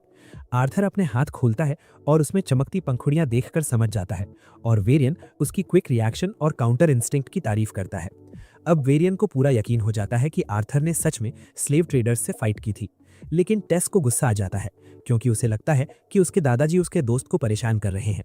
वेरियन उसे समझाता है कि उसका ऐसा कोई इंटेंशन नहीं था, बस आर्थर उसे जेन्युइनली इंटरेस्टिंग लगा। वो एक छोटी वुडन स्वॉर्ड निकालता है और आर्थर को उसकी स्किल टेस्ट करने के लिए देता है, फिर टेस को लॉन में छोड़ देता है। वेरियन आगे बढ़ने का इशारा करता है और आर्थर बिना सोचे समझे उस पर अटैक कर देता है। वो बूढ़े एल्फ को मारने की कोशिश करता है, लेकिन जल्दी समझ जाता है कि वेरियन बेहद तेज है। आर्थर मैजिक से अपनी स्पीड कितनी भी बूस्ट कर ले, वेरियन को एक भी हिट नहीं कर पाता। फिर अचानक वो बूढ़ा बौना उसका एक अटैक रोक लेता है और उसी झटके में उसकी तलवार टूट जाती है। तलवार का एक टुकड़ा हवा में घूमता हुआ सीधा टेस की तरफ बढ़ता है और यहाँ आर्थर बिना सोचे तलवार का हिल्ट फेंक कर उसकी डायरेक्शन बदल देता है। वेरियन उसकी इस स्किल को देखकर सच में शॉक्ड रह जाता है और इसी मौके का फायदा उठाकर आर्थर डिसाइड करता है कि अब वो उसे बॉडी ब्लास्ट से खत्म करेगा। लेकिन वेरियन भी कोई आम इंसान नहीं था, उसने प्योर इंस्टिंक्ट से उस अटैक को रोक लिया। आर्थर हार मानने वालों में से नहीं था। उसने दोबारा हमला कर दिया और इस बार वेरियन के माथे पर हल्की चोट लग जाती है। वेरियन इस बात से जेन्युइनली इंप्रेस हो जाता है कि आर्थर उसे हिट कर पाया और वो उसे सेकेंड राउंड के लिए रेडी रहने को कहता है। तभी अचानक टेस पीछे से जंप करती है और वेरियन पर हमला कर देती है, उसे बोलते हुए कि वो उसके दोस्त को परेशान करना बंद करे। वेरियन कामली कहता है कि वो किसी को धमका नहीं रहा था, बल्कि अगर वो खुद कंट्रोल में ना रहता तो आर्थर ही उसे थ्रेटन कर रहा होता। आर्थर को लगता है कि ये बूढ़ा आदमी शायद खुद भी अपनी बात पर यकीन नहीं कर रहा, लेकिन फिर भी वो पोलाइटली उसे ओवर एस्टिमेट करने के लिए थैंक्स कह देता है। वेरियन साफ साफ बोलता है कि वो उसे ओवर एस्टिमेट नहीं कर रहा और अगर आर्थर सच में ग्रेटफुल है तो उसे उसका डिसाइपल बन जाना चाहिए। आर्थर इस सडन प्रपोजल से पूरा फ्रीज हो जाता है और वेरियन से कहता है कि वो यहाँ रुक नहीं सकता क्योंकि उसके पेरेंट्स वरिड हो जाएंगे। बूढ़ा एल्फ जवाब देता है कि उसके पेरेंट्स को ये बताने का एक तरीका है कि वो सेफ है। इससे पहले कि आर्थर कुछ और पूछ पाता, उसके चेस्ट में वही पुराना दर्द दोबारा उभर आता है और वो घुटनों के बल गिर जाता है। वेरियन ये सब पहले भी देख चुका था और अब उसे कंफर्म हो जाता है कि आर्थर के अंदर किसी बीस्ट जैसी विल पावर इनहेरिटेड है। वो लड़के से कहता है कि अगर उसने उसका डिसाइपल बनना एक्सेप्ट नहीं किया तो हो सकता है वो अपने पेरेंट्स से मिलने से पहले ही अपनी जान गंवा दे। उसी रात जब आर्थर सो रहा होता है, अचानक उसके चेस्ट में वही अनबेरेबल पेन लौट आता है। वो उसे दबाने की पूरी कोशिश करता है, लेकिन दर्द और बढ़ता जाता है, इतना कि वो उसके पूरे शरीर को चीरता हुआ सामने प्रकट होने लगता है। आर्थर आंखें खोलता है और देखता है कि एक डार्क फिगर उसके ऊपर डरावने तरीके से हॉवर कर रही है। नेचुरली वो उस ब्लैक मॉन्स्टर से डर जाता है, लेकिन अंदर ही अंदर उसका माइंड एक डॉक्टर की तरह काम करने लगता है। वो सोचता है कि क्या ये मॉन्स्टर उसकी एंजाइटी या हैवी रिस्पॉन्सिबिलिटीज का सिंबल है। जैसे ही वो मॉन्स्टर पास आता है, आर्थर स्क्रीम करने लगता है, लेकिन तभी उसे टेस की आवाज सुनाई देती है जो उसे जगाने की कोशिश कर रही होती है। आर्थर जब नाइटमेयर से बाहर आता है तो देखता है कि टेस उसके ऊपर बैठी है और फुल एक्साइटमेंट में उसे गुड मॉर्निंग बोल रही होती है। आर्थर सुबह सुबह उसका इरिटेटेड फेस देखना नहीं चाहता, इसलिए वो उसे अकेला छोड़ने को कहता है, ये बोलते हुए कि मॉन्स्टर वाले सपने की वजह से वो ठीक से सो भी नहीं पाया। वो दोबारा सोने की कोशिश करता है, लेकिन टेस को लगता है कि वो उसे मॉन्स्टर कह रहा है और वो गुस्सा हो जाती है। वो उसे उठने को कहती है क्योंकि उसके ग्रैंडपा उसका वेट कर रहे हैं। टेस उसे प्रैक्टिकली बेड से खींचकर उठाती है और आर्थर के पास रेडी होने के अलावा कोई ऑप्शन नहीं बचता। फिर टेस उसे पूछती है कि क्या वो सच में उसके साथ रहने वाला है, और आर्थर ऑनेस्टली बोलता है कि उसे अभी श्योर नहीं पता, लेकिन वेरियन के पास कुछ ऐसा है जो शायद उसका माइंड चेंज कर दे, और आर्थर डिसाइड करता है कि उसके बाद ही फाइनल फैसला लेगा। इसकी तुरंत बाद आर्थर और टेस बाहर आते हैं, जहां किंग एल्ड्विन वेरियन को समझाने की कोशिश कर रहे होते हैं कि किसी ह्यूमन को एल्स के किंगडम में रहने की परमिशन नहीं दी जा सकती। लेकिन वेरियन उनकी एक भी बात पर ध्यान नहीं देता और अपनी कैरेज में बैठते हुए कहता है कि उसे आर्थर पसंद है, और यहाँ से सीन खत्म हो जाता है। तभी टेस अपनी हैबिट के मुताबिक ड्रामेटिक अंदाज में कूद पड़ती है। आर्थर ने मेरी जान बचाई, लेकिन उसके फादर उसे चुप करा देते हैं क्योंकि अब ये इशू उसके बारे में नहीं है। एनीवे, वेरियन सबको शांत रहने को कहता है और बच्चों को अपनी कैरेज में बिठा लेता है और वो सब मिलकर बूढ़े एल्फ के एक दोस्त से मिलने निकल पड़ते हैं। कैरेज के अंदर वेरियन और टेस मेडिटेशन करने लगते हैं। आर्थर बोर हो जाता है तो वो वेरियन से पूछता है कि जर्नी में कितना टाइम लगेगा। उसी मोमेंट टेस उसके शोल्डर पर गिर जाती है क्योंकि वो मेडिटेट नहीं कर रही थी, सो रही थी। वेरियन बताता है कि टेस आज जल्दी उठ गई थी क्योंकि वो उनके साथ आना चाहती थी। फिर वो रिवील करता है कि टेस रॉयल थ्रोन की ओनली हेयर है, इसलिए उसके पूरे लाइफ में कोई रियल फ्रेंड्स नहीं रहे। वो लोगों पर इजीली ट्रस्ट नहीं करती और ज्यादातर अपनी फीलिंग्स हाइड करके रखती है, लेकिन आर्थर के साथ वो सरप्राइजिंगली कंफर्टेबल रहती है। वेरियन इसके लिए आर्थर को थैंक यू कहता है क्योंकि टेस उसके साथ होती है तो जेन्युइनली स्माइल करती है। आर्थर इस बात से काफी इंप्रेस हो जाता है कि वेरियन इतना हम्बल है कि वो एक बच्चे को भी थैंक्स कह सकता है, और यही आर्थर को फील होता है कि वो इस बूढ़े एल्फ पर ट्रस्ट कर सकता है। थोड़ी देर बाद उनकी कैरेज सोसाइटी से बिल्कुल अलग एक घर के सामने रुकती है और आर्थर क्यूरियस हो जाता है उस इंसान को देखने के लिए जो इवन फॉर्मर किंग को भी अपने घर बुला सकता है। अचानक वेरियन डोर तक जाता है और उसे लात मारकर अंदर मौजूद अपने दोस्त को बाहर आने के लिए चिल्लाता है। फिर वो देखने के लिए आगे बढ़ता है कि कोई आ रहा है या नहीं, लेकिन उसका दोस्त उसी वक्त डोर खोल देता है और उसे चिल्लाना बंद करने को कहता है। वेरियन उसका इंट्रोडक्शन रिनिया के तौर पर कराता है, उसकी ओल्ड फ्रेंड, एक मैजिशियन जिसके पास स्ट्रेंज पावर्स हैं। वो बताता है कि रिनिया अपनी एबिलिटीज से आर्थर की हेल्प कर सकती है और रिनिया सबको अंदर आने को कहती है ताकि वो इमीडिएटली काम शुरू कर सके। रिनिया का घर किताबों से भरा हुआ है और आर्थर सोचता है कि इतनी बुकिश लेडी उसकी हेल्प कैसी करेगी। आर्थर बताता है कि ग्रैंडपा वेरियन ने कहा था कि उसके पास एक स्पेल है जिससे वो अपने पेरेंट्स से कांटेक्ट कर सकता है, और रिनिया हंसकर वेरियन से कहती है कि वो बच्चे पर जरूरत से ज्यादा सॉफ्ट हो रहे हैं। फिर वो आर्थर को एक्सप्लेन करती है कि वो एक डिवाइनर है, मतलब वो पास्ट और फ्यूचर देख सकती है। वो अपनी पावर्स यूज करती है और रियलाइज करती है कि आर्थर इतना स्पेशल है कि वो उसका रियल पास्ट देख ही नहीं पा रही। फिर भी वो समझ जाती है कि आर्थर यहाँ किसी प्रोफेसी के लिए नहीं आया, बल्कि अपने पेरेंट्स से दोबारा मिलने और उन्हें ये बताने आया है कि वो सेफ है। आर्थर हाँ में सिर हिलाता है और रिनिया उसे पानी से भरी बाल्टी पर झुककर अपने पेरेंट्स की इमेज को जितना हो सके उतना क्लियरली इमेजिन करने को कहती है। आर्थर अपने दिमाग की हर सेल फोकस करके अपने पेरेंट्स की तस्वीर सामने लाने की कोशिश करता है। उसी समय उसके पेरेंट्स शहर में अपने नए घर में आराम से लंच कर रहे होते हैं। एलिस स्ट्यू तैयार करती है और रेनॉल्ड्स को परोसते हुए हल्की सी मुस्कान के साथ कहती है कि आर्थर को भी ये स्ट्यू बहुत पसंद हुआ करता था, लेकिन अचानक उसका मूड बदल जाता है।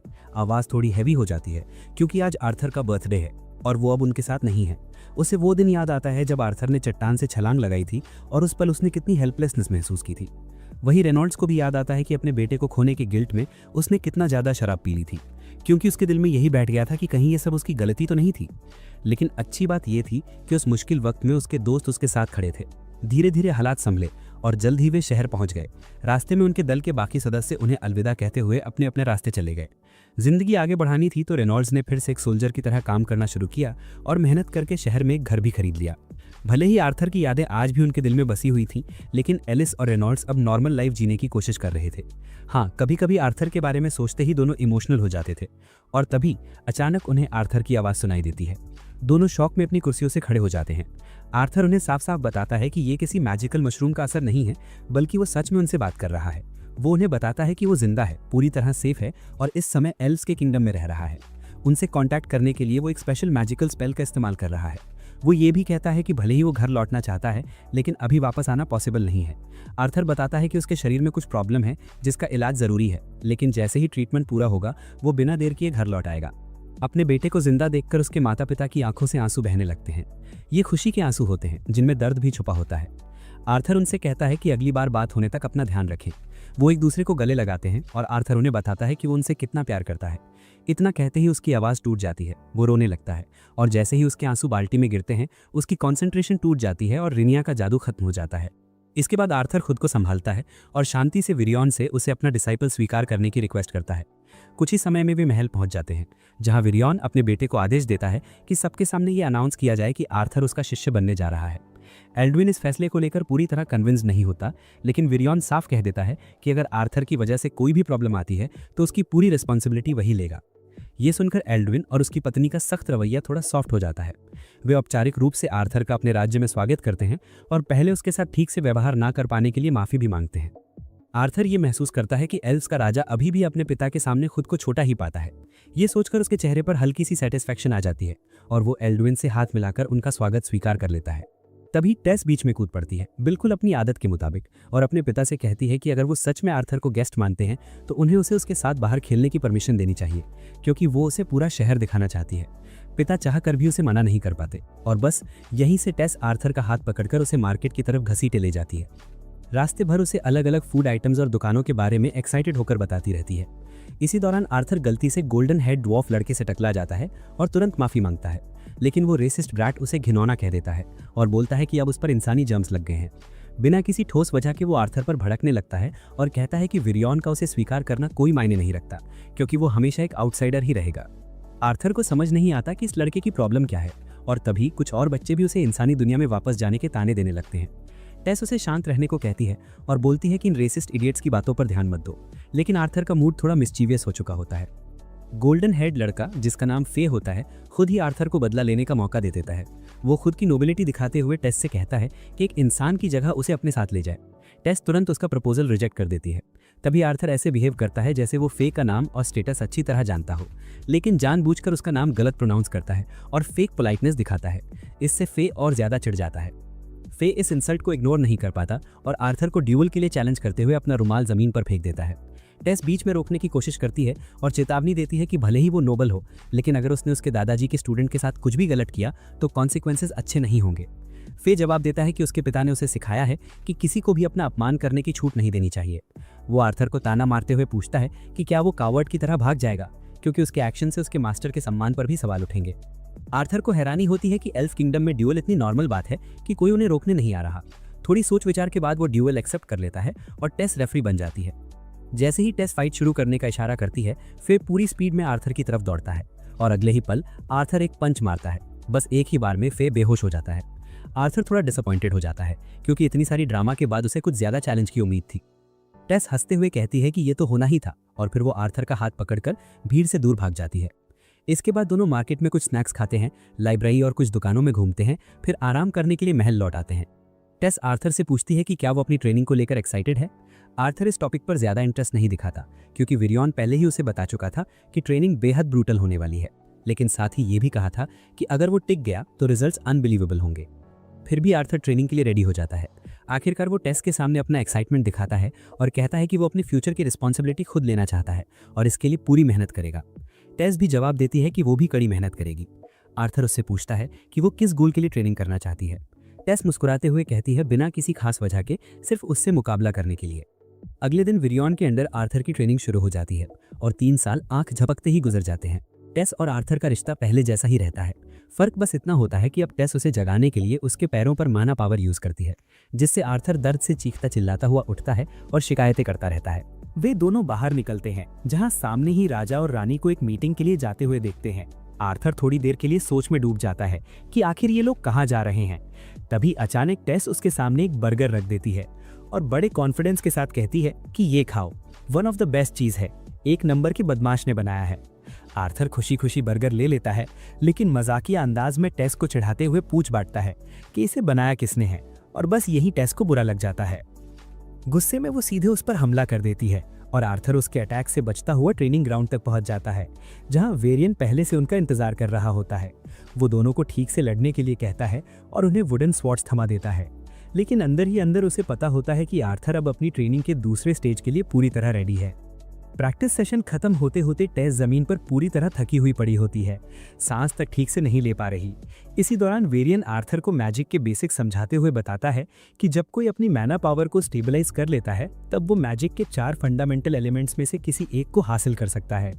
कौन सा एलिमेंट मिलेगा ये उनकी रेस पर भी डिपेंड करता है, और एल्व्स खास तौर पर विंड मैजिक में नेचुरली स्ट्रांग होते हैं।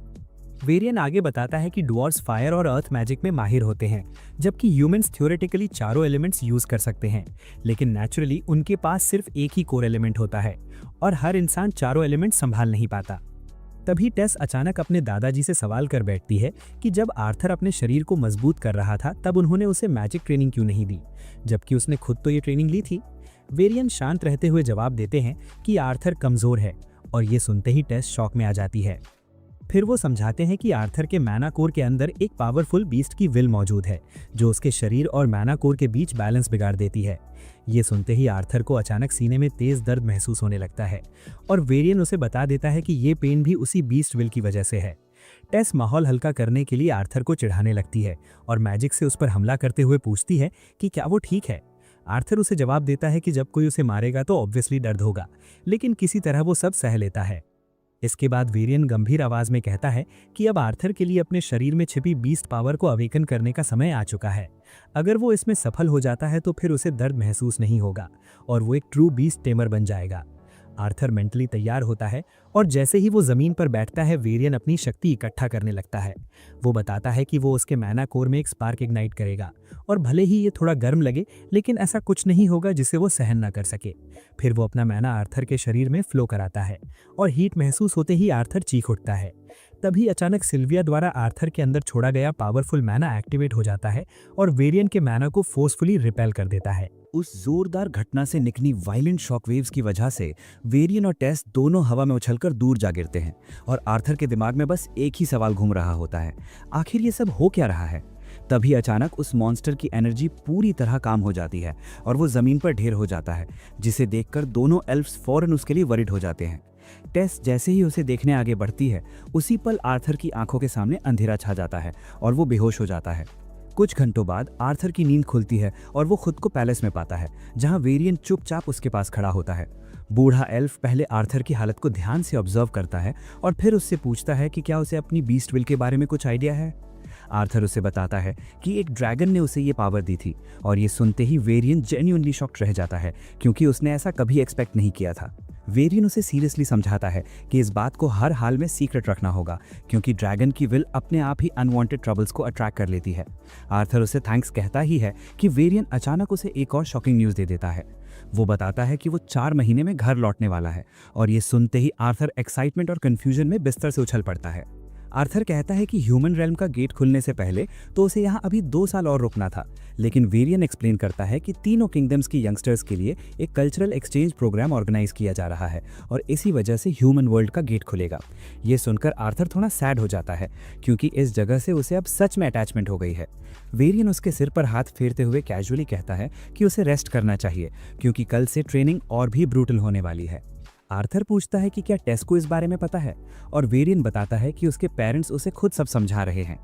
उसी रात जब आर्थर अपने बेड पर लेटा जल्दी होने वाली फेयरवेल के बारे में सोच रहा होता है, तभी 3 साल से उसके पास रखा क्रिस्टल एग हल्का हल्का हिलने लगता है। आर्थर घबराकर उठ बैठता है, और जैसे ही अंडा क्रैक होता है उसके मन में वर्स्ट केस सिनेरियो घूमने लगता है। लेकिन जब अंडे के अंदर से एक टाइनी अडोरेबल ड्रैगन बाहर निकलता है तो आर्थर उसकी क्यूटनेस पर लिटरली मेल्ट हो जाता है। वो उसके साथ खेलने का सोचता है, लेकिन तभी वो छोटा सा ड्रैगन उसे काट लेता है और उसकी बाह पर एक मैजिकल मार्क छोड़ देता है। आर्थर को समझ ही नहीं आता कि ये सब क्या हो रहा है, लेकिन वो उसे बाइट करने के लिए माफ कर देता है क्योंकि ऑनेस्टली वो बहुत प्यारा है।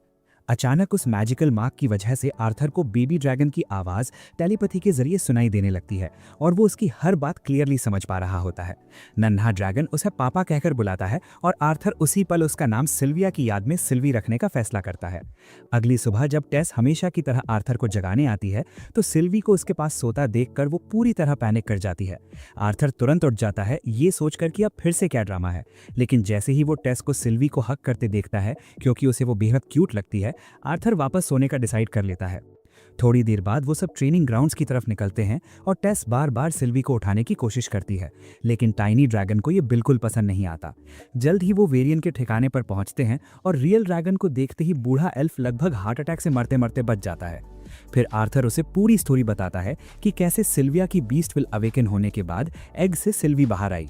वेरियन तुरंत समझ जाता है कि अगर लोगों को ड्रैगन के बारे में पता चल गया तो सिचुएशन बेहद डेंजरस हो जाएगी। इसलिए वो आर्थर को सलाह देता है कि वो इसे एक रेयर माना बीस्ट बताकर सबको फूल करे। वेरियन को लगता है कि ये एक्सक्यूज काफी होगा क्योंकि ज्यादातर लोग मानते ही नहीं कि ड्रैगन्स असल में एग्जिस्ट करते हैं। इसके बाद वेरियन अनाउंस करता है कि अब आर्थर एक बीस्ट टेमर बन चुका है, तो आगे से उसकी ट्रेनिंग में माना कोर और बीस्ट कोर दोनों शामिल होंगे। वो साफ कहता है कि रियल कॉम्बैट से बेहतर ट्रेनिंग कुछ भी नहीं होती। तभी वो अपनी असली पावर रिवील करने का फैसला करता है। बूढ़ा एल्फ अचानक मैसिव अमाउंट ऑफ माना रिलीज करता है जो उसे पूरी तरह एनगल्फ कर लेता है, और जब वो एनर्जी सेटल होती है तो वो एक टेरिफाइंग क्रीचर की तरह दिखाई देता है जो प्योर ब्लैक ऑरा से बना होता है। ये ट्रांसफॉर्मेशन देखकर आर्थर पूरी तरह स्टन रह जाता है और इंस्टिंक्टिवली खुद को बचाने की कोशिश करता है, जबकि वेरियन का उस पर हमला करने का कोई इरादा नहीं होता। अचानक वेरियन उसके पीछे आकर उसके कंधे पर हल्के से टैप करता है। आर्थर जैसे ही पलटकर देखता है, वेरियन गायब हो चुका होता है और जमीन पर बस 2 ब्लैक फुटप्रिंट्स रह जाते हैं। आर्थर को पसीना आने लगता है क्योंकि वो ये भी नहीं समझ पाता कि वेरियन इस वक्त है कहाँ, और वो तुरंत सरेंडर कर देता है। वेरियन उसके पीछे प्रकट होता है और जब आर्थर मजाक में कहता है कि उस डरावने रूप को दिखाने के बाद उसे थेरेपी का खर्च देना पड़ेगा, तो वेरियन हंसते हुए अपने नॉर्मल फॉर्म में लौट आता है। आर्थर मानता है कि उसे उसकी प्रेजेंस का बिल्कुल एहसास नहीं हुआ, जिस पर वेरियन एक्सप्लेन करता है कि उसका बीस्ट एक शैडो पैंथर है जो हवा और साउंड को परफेक्टली कंट्रोल कर सकता है, लेकिन इसकी वजह से माना बहुत जल्दी ड्रेन हो जाती है। फिर वेरियन उसे अपनी सोर्ड थमाते हुए कहता है कि अब उसका रियल ट्रेनिंग शुरू होता है। अगले कुछ दिनों तक आर्थर अपना ज्यादातर समय मेडिटेशन में बिताता है ताकि वो अपने अंदर के बीस्टली इंस्टिंक्ट्स को कंट्रोल कर सके, और फिर वेरियन के मॉन्स्ट्रस फॉर्म से फाइट करता है। धीरे धीरे वो अपनी इनर बीस्ट से पावर ड्रॉ करना सीख जाता है और उसके सीने का दर्द पूरी तरह गायब हो जाता है। वो बेहद तेजी से स्ट्रांग बनता है और बाकी फ्री टाइम एक नॉर्मल बच्चे की तरह एंजॉय करता है। कुछ हफ्तों बाद टेस आर्थर को फिर से मार्केट ले जाती है और वहां उसकी मुलाकात एक एरोगेंट लड़की फे से हो जाती है। आर्थर पोलाइटली अपोलोजाइज करता है, लेकिन फे ऐसे रिएक्ट करती है जैसे फेट ने ही दोनों को फिर से आमने सामने लाकर खड़ा कर दिया हो। आर्थर को तो वो याद भी नहीं होती और यही बात फे को अंदर तक चुभती है। पिछली हार का बदला लेने के लिए वो बिना देर किए आर्थर को ड्यूएल के लिए चैलेंज करती है, लेकिन एक ही ब्लो में फिर से हार जाती है। इसके बाद टेस आर्थर को फे की याद दिलाती है और आर्थर तुरंत उसे उठने में हेल्प करता है। फे थोड़ी हेजिटेशन के साथ उसका हाथ पकड़ती है, लेकिन उसके दोस्त उसे एटीट्यूड दिखाने से रोक देते हैं क्योंकि वो जानते थे कि फे हमेशा से उस इंसान से दोस्ती करना चाहती थी। इसके बाद आर्थर फे और उसके दोस्तों से पूछता है कि क्या वो सब कल्चरल एक्सचेंज प्रोग्राम में हिस्सा लेंगे, और वो हाँ कहते हैं क्योंकि ऑलमोस्ट सभी नोबल किड्स जा रहे होते हैं। आर्थर पूछता है कि क्या टेस भी उनके साथ होगी, और अचानक सब चुप हो जाते हैं क्योंकि उन्हें पता होता है कि वो नहीं जा रही। फे माहौल हल्का करने की कोशिश करते हुए बोलता है कि वो फ्रजाइल प्रिंसेस को फिर से खोने का रिस्क नहीं ले सकते, लेकिन ये सुनते ही टेस भड़क जाती है और अपनी स्ट्रेंथ दिखाने के लिए एक ही पंच में उसे दूर फेंक देती है। ये सब देखकर आर्थर पूरी तरह पैनिक में आ जाता है और इससे पहले कि टेस कोई और केओस खड़ा करे, वो बिना सोचे समझे उसका हाथ पकड़कर वहां से भाग जाता है। एक शांत सी जगह पर पहुंचते ही वो टेस पर थोड़ा चिल्ला देता है और कहता है कि उसे एक प्रिंसेस की तरह बिहेव करना चाहिए, क्योंकि अपने ही लोगों को घूंसे मारना बिल्कुल भी रॉयल कंडक्ट नहीं होता। ये कहते हुए आर्थर को खुद पर हल्की सी आयरनी महसूस होती है, क्योंकि पिछले जन्म में वो खुद किंग था और उसने अपनी प्रजा के साथ सिर्फ पंचेस से कहीं ज्यादा किया था।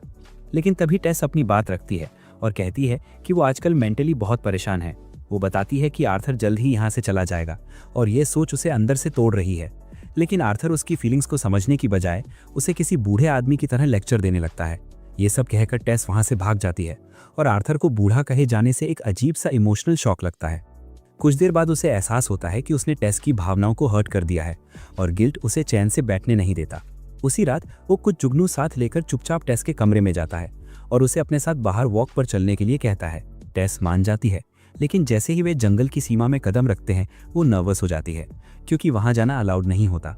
आर्थर उसे काम करता है और कहता है कि वरी मत करो, वो उसकी प्रोटेक्शन करेगा।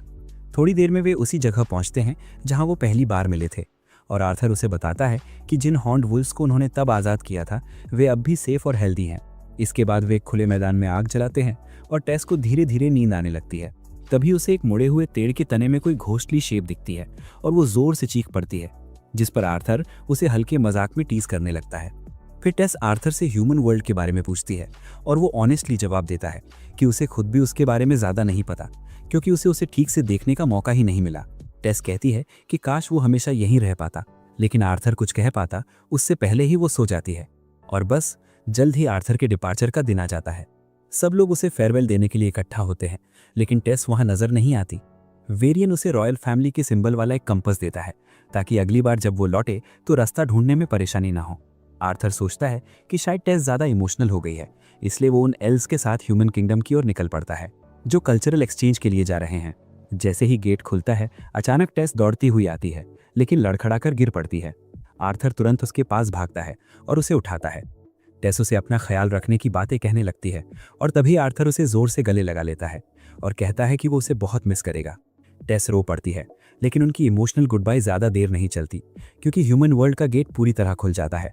आर्थर फेई की कैरेज में बैठकर जायरस की फ्लोटिंग सिटी पहुंचता है जहां उसके माता पिता रहते हैं और वो उनसे मिलने को लेकर बेहद एक्साइटेड होता है। वो दिए गए एड्रेस पर पहुंचता है, एक पल खुद को मेंटली प्रिपेयर करता है और दरवाज़ा खटखटाता है। दरवाज़ा उसकी छोटी बहन खुलती है और उसके पीछे ही उसके माता पिता दौड़ते हुए आ जाते हैं। उन्हें देखते ही आर्थर की आंखें नम हो जाती हैं और चेहरे पर हल्की सी स्माइल के साथ वो कहता है कि वो घर आ गया है। एलिस और रेनॉल्ड्स अपनी आंखों पर यकीन नहीं कर पाते और उसे कसकर गले लगा लेते हैं। उनकी बेटी एलिस से कहती है कि मम्मा रोए नहीं और आर्थर उसकी ओर देखता है, ये महसूस करते हुए कि यही वो बहन है जिसके लिए वो अपनी जान तक दे सकता था। आर्थर एलेनोर के सामने घुटनों पर बैठकर अपना परिचय देता है और एलेनोर अपने भाई को देखकर पूरी तरह स्टन रह जाती है। अंदर पहुंचते ही एलिस सवालों की बारिश कर देती है और आर्थर उसे रीअश्योर करता है कि वो बिल्कुल ठीक है। रेनॉल्ड्स भी एलिस से कहते हैं कि वो लड़के को ज़्यादा परेशान ना करें। इसी बीच एलेनोर को थोड़ा जेलसी महसूस होती है कि आर्थर को कितना अटेंशन मिल रहा है, लेकिन एलिस उसे समझाती है कि यही वो भाई है जिसके किस्से उन्होंने उसे सुनाए थे। आर्थर कहता है कि वो उससे मिलना चाहता था और तभी छोटा सा ड्रैगन सिल्वी उछलकर उसकी बाहों में आ जाता है। माहौल शांत होने के बाद आर्थर अपने अलग होने की पूरी कहानी सुनाता है। हालांकि वो सिल्विया की असली सच्चाई नहीं बताता क्योंकि उसे नहीं पता कि उनके पेरेंट्स कैसे रिएक्ट करेंगे, और बस ये कह देता है कि वो प्लॉट आर्मर की वजह से बच गया। वो टेस को बचाने, एल्स के किंगडम में ट्रेनिंग लेने और अपनी बीमारी के इलाज की बात बताता है। सिल्वी और अपने इनर बीस्ट के बारे में वो सब कुछ छुपा लेता है और कहता है कि सिल्वी एक माना बीस्ट है जिसे उसने अडॉप्ट किया क्योंकि उसकी माँ जिंदा नहीं रह सकी। उसके माता पिता उसकी बात मान लेते हैं और बस इस बात से खुश हैं कि उनका बेटा जिंदा है। तभी अचानक रेनॉल्ड्स उससे उसके मानाकोर के स्टेज के बारे में पूछते हैं और एलिस उन्हें डांटती है कि अभी अभी बेटा लौटा है और उन्हें पावर की बातें सूझ रही हैं। आर्थर पहले उनके करंट जॉब के बारे में पूछता है और रेनॉल्ड्स गर्व से बताते हैं कि वो एक फेमस ऑक्शन हाउस में सिक्योरिटी ट्रेनर हैं। फिर रेनॉल्ड्स बताते हैं कि उनका मानाकोर 2 साल पहले डार्क ऑरेंज स्टेज तक पहुंच चुका है, जो पावर स्केल का मिड लेवल माना जाता है। आर्थर इम्प्रेस होता है और सोचता है कि उसके पिता ने यहाँ तक पहुँचने के लिए कितनी मेहनत की होगी, जबकि वो खुद लाइट रेड स्टेज पर है जो डार्क ऑरेंज से बस एक लेवल नीचे है। रेनॉल्ड्स घबरा जाते हैं और मजाक में ही आर्थर को ड्यूएल के लिए चैलेंज कर देते हैं। एलिस अभी उन्हें डांट ही रही होती है कि तभी कुछ लोग घर में एंटर करते हैं। विंसेंट नाम का आदमी रेनॉल्ड्स से पूछता है कि क्या उनका बेटा जिंदा है, और आर्थर सोचने लगता है कि इसका मोटिव क्या हो सकता है। रेनॉल्ड्स बताते हैं कि विंसेंट उसी ऑक्शन हाउस का ओनर है और ये घर भी उसी का है। आर्थर विंसेंट और उसकी पत्नी को ग्रीट करता है और सिल्वी की क्यूटनेस की वजह से लिलिया से जल्दी दोस्ती हो जाती है। इसके बाद रेनॉल्ड्स बताते हैं कि वो और आर्थर गार्डन में रेसल करने वाले हैं और विंसेंट को यह मैच देखने का इन्विटेशन देते हैं। विंसेंट हैरान तो होता है, लेकिन क्यूरियोसिटी में बाकी सबके साथ गार्डन की ओर चला जाता है। उन्हें यकीन ही नहीं हो रहा था कि आर्थर का मानाकोर हल्के रेड लेवल पर है, लेकिन एलिस शांति से समझाती है कि उनका बेटा फास्ट लर्नर है और झूठ बोलने की उसे कोई वजह नहीं है। फिर भी ये बात डाइजेस्ट करना आसान नहीं था, क्योंकि सबसे रेप्यूटेड ट्रेनिंग एकेडमीज के टॉप स्टूडेंट्स भी आमतौर पर 13 साल की उम्र में ही लाइट रेड लेवल तक पहुंच पाते हैं और आर्थर को अभी सिर्फ 8 साल का है। उधर आर्थर और रेनल्ड्स अपना वार्म अप खत्म करते हैं और बिना देर किए एक दूसरे की तरफ दौड़ पड़ते हैं। आर्थर रेनल्ड्स के अटैक्स को ब्लॉक करता है और फिर तुरंत काउंटर स्ट्राइक करता है। रेनल्ड्स आराम से उसे रोक लेता है और बोलता है कि अभी उसे और प्रैक्टिस की ज़रूरत है, लेकिन तभी आर्थर वेरियन से सीखी हुई टेक्निक्स इस्तेमाल करके उसे जेन्युइनली सरप्राइज कर देता है। वो रेनल्ड्स को पीछे धकेलने में कामयाब हो जाता है। रेनल्ड्स इम्प्रेस तो होता है, लेकिन सीरियस टोन में कहता है कि अब आर्थर को दूसरा मौका नहीं मिलेगा, क्योंकि अब वो पूरी तरह सीरियस होने वाला है।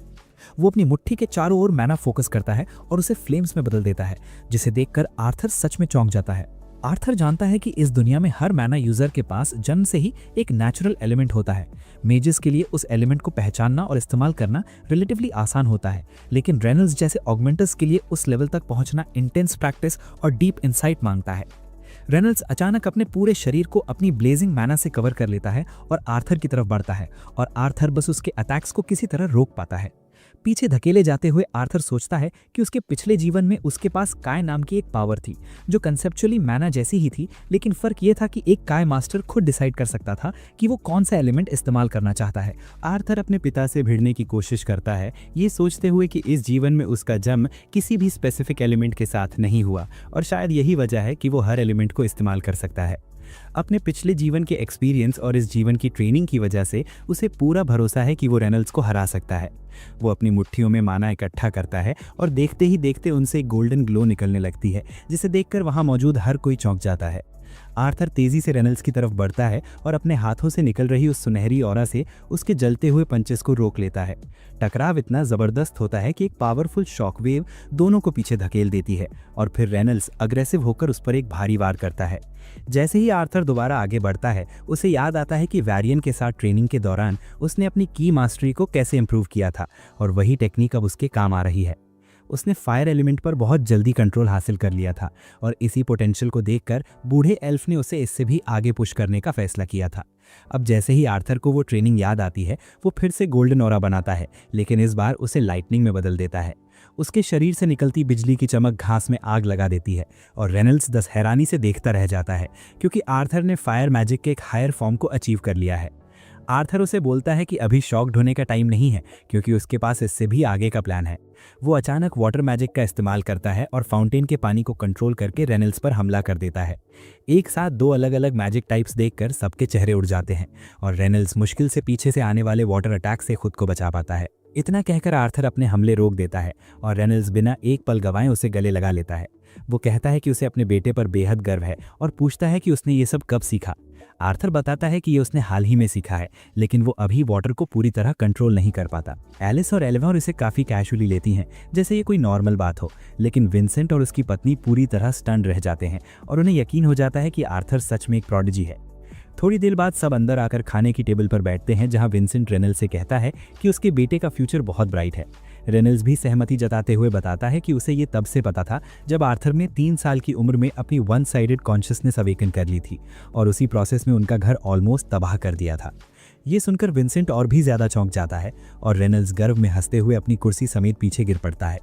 तभी विंसेंट अचानक खड़ा होकर सजेशन देता है कि आर्थर को जायरस एकेडमी भेजा जाना चाहिए। ये सुनकर रेनल्ड्स हैरान हो जाता है और पूछता है कि क्या वो श्योर है, क्योंकि जायरस एकेडमी पूरे कॉन्टिनेंट में मेजेस को ट्रेन करने वाला सबसे बड़ा इंस्टीट्यूट है। खैर, विंसेंट की पत्नी पूरी तरह अग्री करती है और आर्थर के पेरेंट्स से कहती है कि फीस की चिंता करने की कोई ज़रूरत नहीं है, क्योंकि वो उसकी एजुकेशन का पूरा खर्च उठाना चाहते हैं, इस उम्मीद में कि फ्यूचर में ये इन्वेस्टमेंट उनके लिए भी फायदेमंद होगी। ये सुनकर एलिस घबरा जाती है और कहती है कि उन्हें तो ये भी नहीं पता कि एकेडमी आर्थर को एडमिट करेगी या नहीं।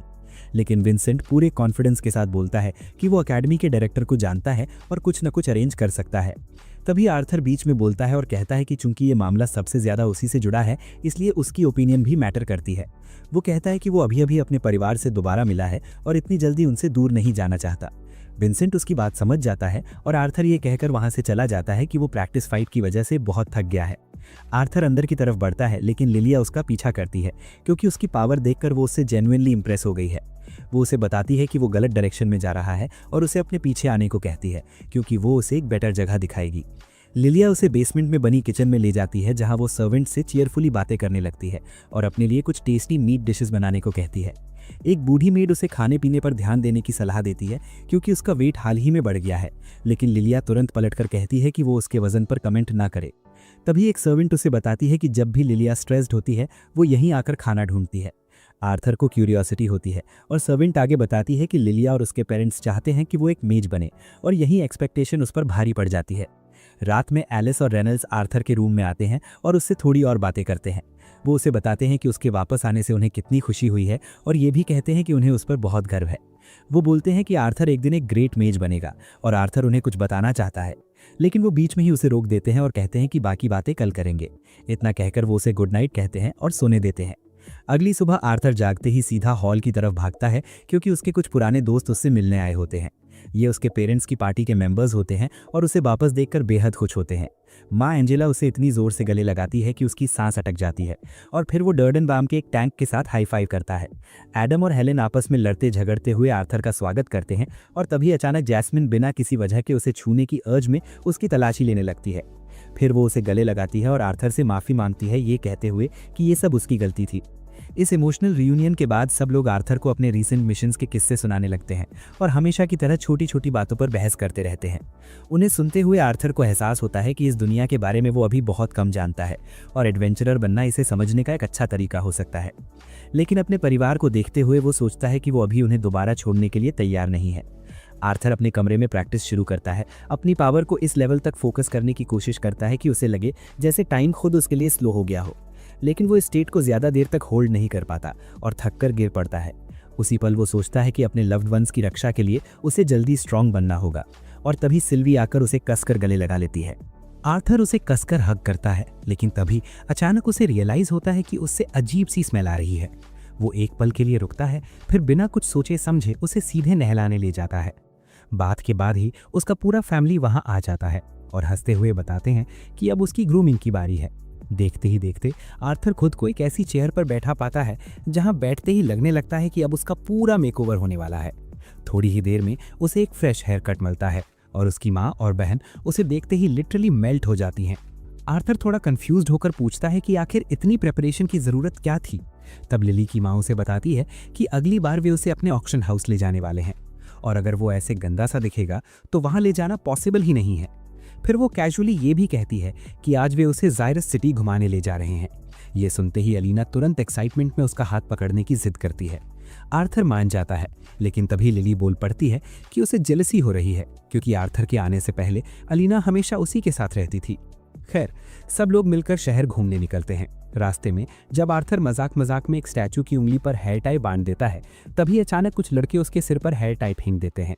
हंसते हंसते वे वहां से चले जाते हैं और आर्थर कंफ्यूज्ड होकर पूछता है कि ये बदतमीज लड़के आखिर थे कौन। लिलिया उसे बताती है कि वे ज़ायरस मैजिक एकेडमी के स्टूडेंट्स थे और क्योंकि सोसाइटी में उन्हें रॉयल टाइप ट्रीटमेंट मिलता है, इसीलिए उनमें से ज़्यादातर लोग एटीट्यूड वाले और बदमाश बन जाते हैं।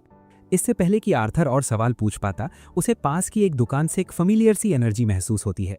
वो इंस्टिंक्टिवली उस दुकान की तरफ बढ़ता है और अंदर जाके देखता है कि वहाँ जानवरों के कोर्स रखे हुए हैं। लिली की माँ समझाती है कि ये मैजिकल बीस्ट से निकाले गए मैना कोर्स होते हैं जिनका इस्तेमाल किसी व्यक्ति को और ज़्यादा पावरफुल बनाने के लिए किया जाता है। ये सब आर्थर के लिए नया था क्योंकि एल्स ने कभी एनिमल से मैना कोर निकालने के बारे में बात ही नहीं की थी। वो आगे बताती है कि बीस्ट कोर की प्राइस उसके इफेक्ट और उसमें मौजूद बीस्ट विल पे डिपेंड करती है। कुछ रेयर कोर्स की कीमत 100 गोल्ड कॉइन्स तक हो सकती है, जो आर्थर और उसके पूरे परिवार को लगभग 250 साल तक लग्जरी लाइफ देने के लिए काफ़ी है। फिर वो कैजुअली ये कहती है कि वे जल्द ही अपने ऑक्शन हाउस में कुछ बीस्ट कोर्स बेचने वाले हैं और आर्थर चाहे तो उनमें से किसी एक को छू सकते हैं। लेकिन आर्थर मन ही मन सोचता है कि वो ऐसा बिल्कुल नहीं करना चाहता। दूसरी तरफ लिली नर्वस होकर अपनी माँ से कहती है कि उसे भी बीस्ट कोर लेना चाहिए, लेकिन उसकी माँ साफ मना कर देती है और कहती है कि बीस्ट कोर लेने के बाद भी इस बात की कोई गारंटी नहीं होती कि वो जादूगरनी बन ही जाएगी। ये सुनकर लिली और अपसेट हो जाती है, खासकर जब उसकी माँ उसे याद दिलाती है कि ये कोर्स बेहद एक्सपेंसिव होते हैं। लिली जवाब देती है कि चीपर ऑप्शंस भी मौजूद हैं, लेकिन उसकी माँ उसकी बात सुनने से इनकार कर देती है। इसी वजह से लिली का मूड पूरे समय खराब रहता है और आर्थर उसे देखकर अंदर ही अंदर दुख महसूस करता है।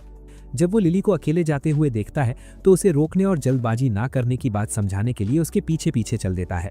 लिलिया एक वेपन शॉप में पहुंचती है जहां उसकी नज़र कुछ सस्ते एनिमल कोर्स पर पड़ती है जिन्हें वो अपनी पॉकेट मनी से खरीद सकती है। लेकिन जैसे ही आर्थर उसे पूछता है कि क्या वो सच में श्योर है, लिलिया चौंक जाती है। आर्थर वही बातें दोहराता है जो उसकी माँ ने कही थी और उसे इतना इम्पेशेंट ना होने की सलाह देता है। ये सुनते ही लिलिया उस पर भड़क जाती है। वो गुस्से में कहती है कि आर्थर उसकी फीलिंग्स कभी समझ नहीं पाएगा क्योंकि वो स्पेशल है।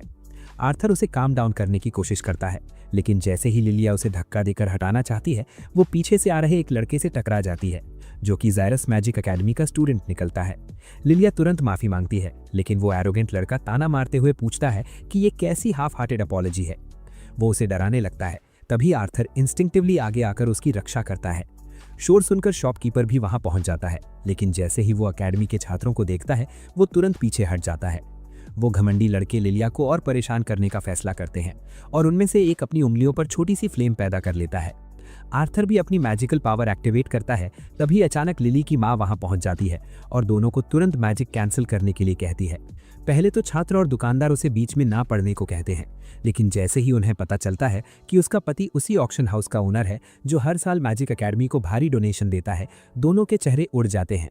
छात्र बिना और ट्रबल बढ़ाए वापस जाने का फैसला करते हैं, लेकिन जाते जाते लिलिया का मजाक उड़ाते हुए कहते हैं कि उसके जैसी लूजर लड़की एकेडमी में सिर्फ पैसों से ही सीट खरीद सकती है। ये सुनकर आर्थर का खून खौल उठता है और वो मारपीट करने ही वाला होता है, लेकिन लिली उसे रोक लेती है क्योंकि वो लड़कों की बात से कहीं ना कहीं सहमत होती है। बाद में जब सब घर लौटते हैं तो विंसेंट ये जानकर परेशान हो जाता है कि लिली और आर्थर का एकेडमी के छात्रों से ऑलमोस्ट झगड़ा हो गया था। लिली माफी मांगती है, लेकिन विंसेंट उसे रीअश्योर करता है कि चिंता करने जैसी कोई बात नहीं है। वो आर्थर से भी कहता है कि उसे डरने की ज़रूरत नहीं है क्योंकि उसने मैजिक एकेडमी को इतना डोनेशन दिया है कि ऐसी छोटी मोटी इंसिडेंट्स से वहाँ सीट मिलने के चांसेस पर कोई असर नहीं पड़ेगा। लेकिन लिलिया के दिमाग में कुछ और ही चल रहा होता है। उसे लगने लगता है कि उसके पिता उसे छोड़कर आर्थर को एकेडमी भेजना चाहते हैं क्योंकि वो खुद मैजिक यूज़ करने में नाकाम रही है। ये सोचते सोचते वो फूट फूट कर रोने लगती है, सब पर चिल्लाती है और वहाँ से भाग जाती है। रात में आर्थर उसे खाने के लिए बुलाने जाता है, लेकिन वो अपने कमरे में नहीं होती। तभी एक सर्वेंट उसे लिलिया के पास ले जाने आता है। इस बीच लिलिया अपने थॉट्स में डूबी होती है।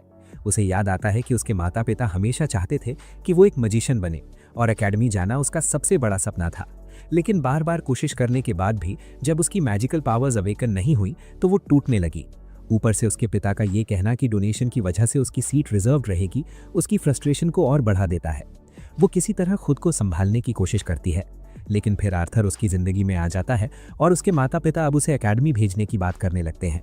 एक इनसिक्योर लड़की के लिए ये सब सहना बेहद पेनफुल था। थोड़ी देर बाद आर्थर किचन में पहुंचता है जहां वो लिलिया को ऊँघते हुए पाता है और हल्के से उसे जगा देता है।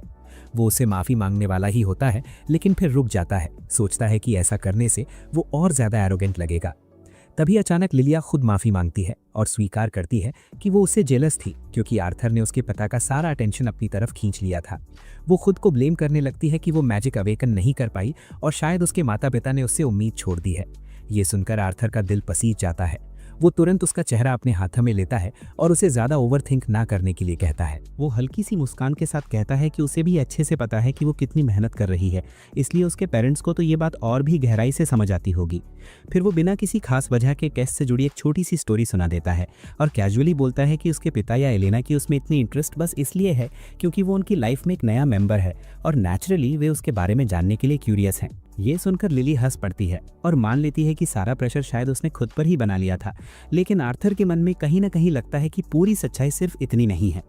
वो जानता है कि लिली पर आसपास के हर इंसान की एक्सपेक्टेशंस का वेट है और यहीं पर वो डिसाइड करता है कि वो उसकी मैजिकल पावर्स को अवेकन करने में मदद करेगा।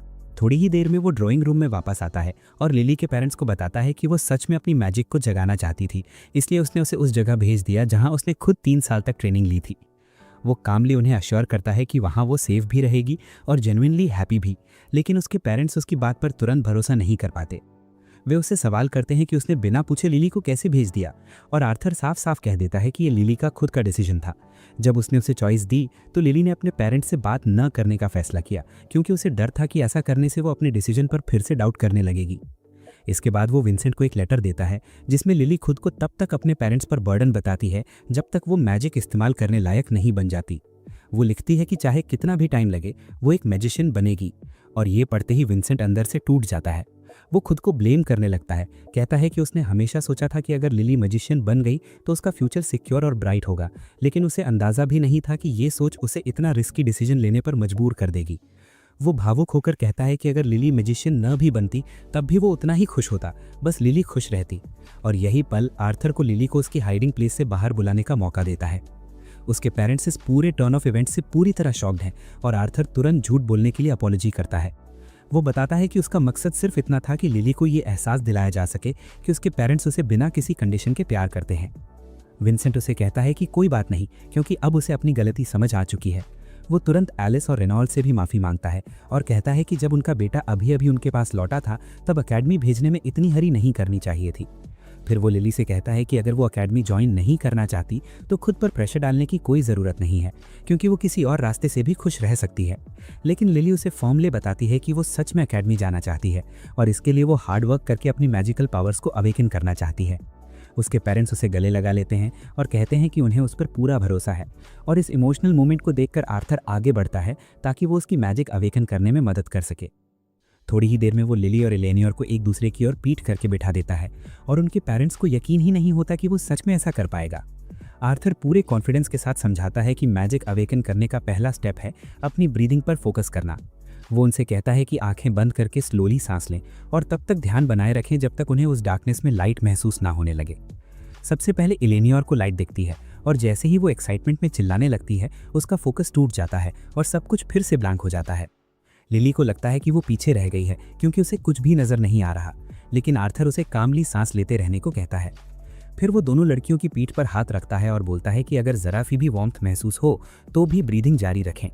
धीरे धीरे वो अपनी एनर्जी उनकी बॉडीज में फ्लो कराता है और आखिरकार लिली को भी वही लाइट दिख जाती है जिसके बारे में आर्थर बात कर रहा था।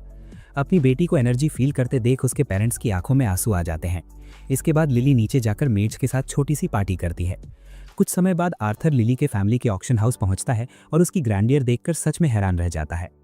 ऑक्शन हाउस में अमीर नोबल्स, मर्चेंट्स और एडवेंचरस लोग भरे हुए हैं जो रेयर कलेक्टिबल्स और कीमती आइटम्स खरीदने के लिए वेट कर रहे हैं। लिली और एलेनियोर तुरंत कुछ ब्यूटीफुल बीस्ट कोर्स देखने चली जाती हैं, जबकि आर्थर का ध्यान एक क्रीपी मॉन्स्टर स्टैचू पर टिक जाता है। इसी दौरान रेनॉल्ड सिक्योरिटी संभाल लेता है। थोड़ी ही देर में ऑक्शन स्टार्ट हो जाता है और विंसेंट सबसे पहले अपने वीआईपी गेस्ट्स किंग ब्लेन और उनके पूरे फैमिली का इंट्रोडक्शन देता है। ऑडियंस की लाउड चेयरिंग के बीच राजा का स्वागत होता है और आर्थर को एहसास होता है कि उसकी प्रजा उसे सच में दिल से प्यार करती है। ऑक्शन आगे बढ़ता है और सबसे पहले लाइटनिंग मैजिक से इन्फ्यूज्ड एक डैगर पेश की जाती है। आर्थर सोचने लगता है कि क्या वो भी अपने मैजिक से किसी वेपन को इंचांट कर सकता है, तभी अचानक उसे रियलाइज होता है कि सिल्वी गायब है। वो उसे ढूंढने का फैसला करता है, इस बात से कंप्लीटली अनअवेयर कि छोटा सा ड्रैगन कॉरिडोर में एक सस्पिशियस मेज से टकरा चुका है। उधर ऑक्शन जारी रहती है और विंसेंट एक लायन कप पेश करता है, बताते हुए कि कम उम्र के बावजूद ये एक पावरफुल मैना बीस्ट है। प्रिंस एक्साइटेड होकर राजा से कहता है कि वो उसे चाहता है और राजा तुरंत बिडिंग में कूदकर 1000 गोल्ड कॉइन्स में कब खरीद लेता है। इधर आर्थर कॉरिडोर में सिल्वी को ढूंढते हुए उसकी आवाज़ सुन लेता है। वो तुरंत दौड़ता है और देखता है कि एक स्ट्रेंज आदमी उससे इंस्पेक्शन की परमिशन मांग रहा है। आर्थर समझ जाता है कि वो आदमी रॉयल मेजेस जैसा आउटफिट पहने हुए हैं, इसलिए वो कॉन्फ्रंटेशन नहीं चाहता। वो पोलाइटली उस मेज से अपने कंपेनियन को छोड़ने को कहता है और वो क्रीपी आदमी आह भरते हुए कहता है कि उसे लगा था ये कोई ऑक्शन आइटम है। सिल्वी भागकर आर्थर के पास आ जाती है, लेकिन रॉयल मेज साफ तौर पर अनहैप्पी दिखता है। आर्थर अपनी सीट पर लौटने का सोचता है, तभी वो बूढ़ा आदमी उसे रोककर कहता है कि मैना बीस्ट को यहीं छोड़ दे, क्योंकि वो उसके साथ एक डील करना चाहता है। वो दावा करता है कि सिर्फ उसी जैसा इंसान इस तरह के मैना बीस्ट की रियल पोटेंशियल बाहर ला सकता है और उसे थैंकफुल होना चाहिए कि उसे ये मौका मिल रहा है। अपनी पावर दिखाने के लिए वो एक फायरबॉल फेंकता है जिससे आर्थर बैरली बच पाता है, लेकिन वो इम्प्रेस नहीं होता। आर्थर उससे पूछता है कि सिर्फ रॉयल मेज होने की वजह से वो उससे उसका कंपेनियन क्यों मांग रहा है, और जवाब में वो उस बूढ़े की तरफ एक और फायर अटैक कर देता है। राजसी जादूगर उसे समझाने की कोशिश करता है कि ये सब देश के हित में है, लेकिन आर्थर अब उसकी नॉनसेंस सुन सुनकर पूरी तरह पक चुका था। वो पलट कर जाने ही वाला होता है, तभी वो बदतमीज इंसान ठंडी मुस्कान के साथ कहता है कि उसे जल्द ही समझ आ जाएगा कि शाही लोगों का विरोध करने का अंजाम क्या होता है, और वो ये भी सुनिश्चित करेगा कि इसके कॉन्सिक्वेंसेज उसके माता पिता तक जाएं। बस यहीं आर्थर का सब्र टूट जाता है और वो तुरंत उस राजसी जादूगर से कहता है कि अपनी बात दोबारा दोहरा कर दिखाए। वो धीरे से मुड़ता है और उसी पल उसके शरीर से एक बेहद इंटेंस किलिंग इंटेंट बाहर फूट पड़ता है। इतनी भारी प्रेशर होती है कि पूरा नीलामी घर उसकी चपेट में आ जाता है। अचानक हवा भारी सी लगने लगती है, लोग घबरा जाते हैं और विंसेंट जैसे कमजोर लोग तो घुटनों के बल गिर पड़ते हैं, क्योंकि वे आर्थर जैसे एक अल्फा लेवल प्रेजेंस को झेल ही नहीं पाते। वहीं दूसरी तरफ किंग ब्लेन एक सिग्मा 2 है और उसे तुरंत एहसास हो जाता है कि कहीं पास में कोई बेहद ताकतवर इंसान पूरी तरह गुस्से में है। इसी बीच आर्थर को खुद भी झटका लगता है कि गुस्से में आकर उसने अपनी असली इमोशंस बाहर निकाल दी। वो समझ जाता है कि अब तक काफी बड़ा सीन बन चुका है और जब तक वो खुद को शांत करता है, रेनॉल्ड्स और उसके लोग नीलामी घर खाली कराने में लग चुके होते हैं। कुछ ही देर में इस पूरे मामले को लेकर राजा की तरफ से विंसेंट, रेनॉल्ड्स और उनके परिवारों को तलब किया जाता है। राजा रेनॉल्ड्स से कहता है कि सिक्योरिटी हेड होने के नाते घुसपैठिए को वक्त रहते ना पकड़ पाने की जिम्मेदारी उसी की बनती है। रेनॉल्ड्स अपनी गलती मान लेता है और सजा के लिए तैयार हो जाता है, लेकिन तभी शाही जादूगर बीच में दखल देकर कहता है कि चूंकि कोई कैजुअल्टी नहीं हुई, इसलिए सजा में थोड़ी नरमी होनी चाहिए। इसके बाद वो तुरंत आर्थर की ओर घूमता है और कहता है कि उसके पास एक शानदार मैना बीस्ट है और वही उसे उसकी फुल पोटेंशियल तक पहुंचा सकता है। अब आर्थर को साफ समझ आ जाता है कि वो बूढ़ा चालाक इंसान उसे पूरी तरह ट्रैप कर चुका है और किंग ब्लेम भी अनजाने में उसका साथ दे रहा है। राजा रेनॉल्ड्स को बताता है कि सेबेस्टियन नाम का जादूगर सालों से उसकी सेवा कर रहा है और अगर उसके पास कोई कॉन्ट्रैक्ट बीस्ट होता तो शायद ये सब होने से पहले ही रुक जाता। फिर वो रेनॉल्ड्स से पूछता है कि अपने बेटे के मैना बीस्ट को सौंपने पर उसका क्या विचार है और आर्थर कुछ बोलने ही वाला होता है कि उसकी माँ उसे इशारे से चुप करा देती है। अच्छी बात यह रहती है कि रेनॉल्ड्स राजा को यह भी साफ साफ बता देता है कि आर्थर ने मैना बीस्ट अपने दम पर हासिल किया है, इसलिए उसे देने या ना देने का फैसला सिर्फ उसी का होगा। किंग ब्लेन अब आर्थर की तरफ देखता है जो अंदर से काफी डिस्टर्ब्ड है, लेकिन खुद को संभालते हुए कामली जवाब देता है कि वो अपने साथी और दोस्त को नहीं दे सकता। राजा अपना ऑफर बदलते हुए कहता है कि वो उस छोटी छिपकली के बदले में शेर का बच्चा ले ले जिसे उसने अभी खरीदा है, क्योंकि भविष्य में वो एक पावरफुल मैना बीस्ट बनेगा। आर्थर का पेशेंस अब पूरी तरह खत्म हो चुका होता है और वो साफ शब्दों में कह देता है कि वो अपने साथी को किसी भी कीमत पर ना तो देगा, ना बेचेगा, ना बदलेगा। ये सुनकर राजा को बुरा लगता है, क्योंकि अपनी ऊंची हैसियत के बावजूद उसने 2 बार बड़े विनम्र तरीके से पूछा था। वो आर्थर को आखिरी मौका देते हुए पूछता है कि क्या वो मैना बीस्ट बदलेगा या नहीं, और यही आर्थर राजा को दिखाना चाहता है कि असली राजा ताज से नहीं एटीट्यूड से बनता है। वो खड़ा होकर सीधे पूछता है कि वो अपने बच्चों को कितने में बेचेगा। ये सुनते ही ब्लेन सन्न रह जाता है। तब आर्थर उसे याद दिलाता है कि उसने भी उससे 3 बार पूछा था और हर बार उसे मना कर दिया गया। वो राजा से कहता है कि इससे कुछ सीख ले और अपने ईगो को हावी ना होने दे। सेबेस्टियन गुस्से में आकर तुरंत शूरवीरों को उस बदतमीज लड़के को पकड़ने का आदेश देता है, लेकिन आर्थर एक एक पंच में दोनों शूरवीरों को गिरा देता है। ये देखकर सेबेस्टियन का सब्र टूट जाता है और वो खुद ही लड़ाई में कूदने का फैसला करता है, क्योंकि वो हर हाल में सिल्वी को पाना चाहता है। बूढ़ा आदमी आग की बारिश कर देता है, लेकिन उसी पल आर्थर अपने ड्रैगन कंपेनियन से मिली स्पेशल पावर का इस्तेमाल करता है और कमरे में मौजूद हर किसी के लिए टाइम फ्रीज हो जाता है। सेबेस्टियन को समझ ही नहीं आता कि क्या हो रहा है और आर्थर उसे बताता है कि अब उसका मैजिक काम नहीं करेगा। सेबेस्टियन घबरा जाता है, फिर भी खुद को संभालते हुए कहता है कि वो एक रॉयल मेज के सामने नहीं जीत सकता, लेकिन आर्थर बिना उसे छुए ही उसका पैर तोड़ देता है। सेबेस्टियन दर्द से चीख उठता है, मदद के लिए चिल्लाता है, लेकिन फ्रोजन टाइम में कोई उसकी आवाज नहीं सुन पाता। आर्थर उसे चेतावनी देता है कि आगे कुछ भी करने से पहले 100 बार सोचे, लेकिन वो आदमी फिर भी धमकी देता है कि शाही लोगों से टकराने के बाद कोई नहीं बच पाता।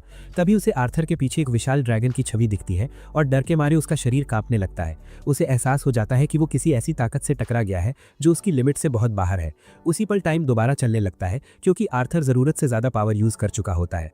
सबको होश आते ही आर्थर बेहोश होकर गिर पड़ता है और उसका परिवार घबरा जाता है।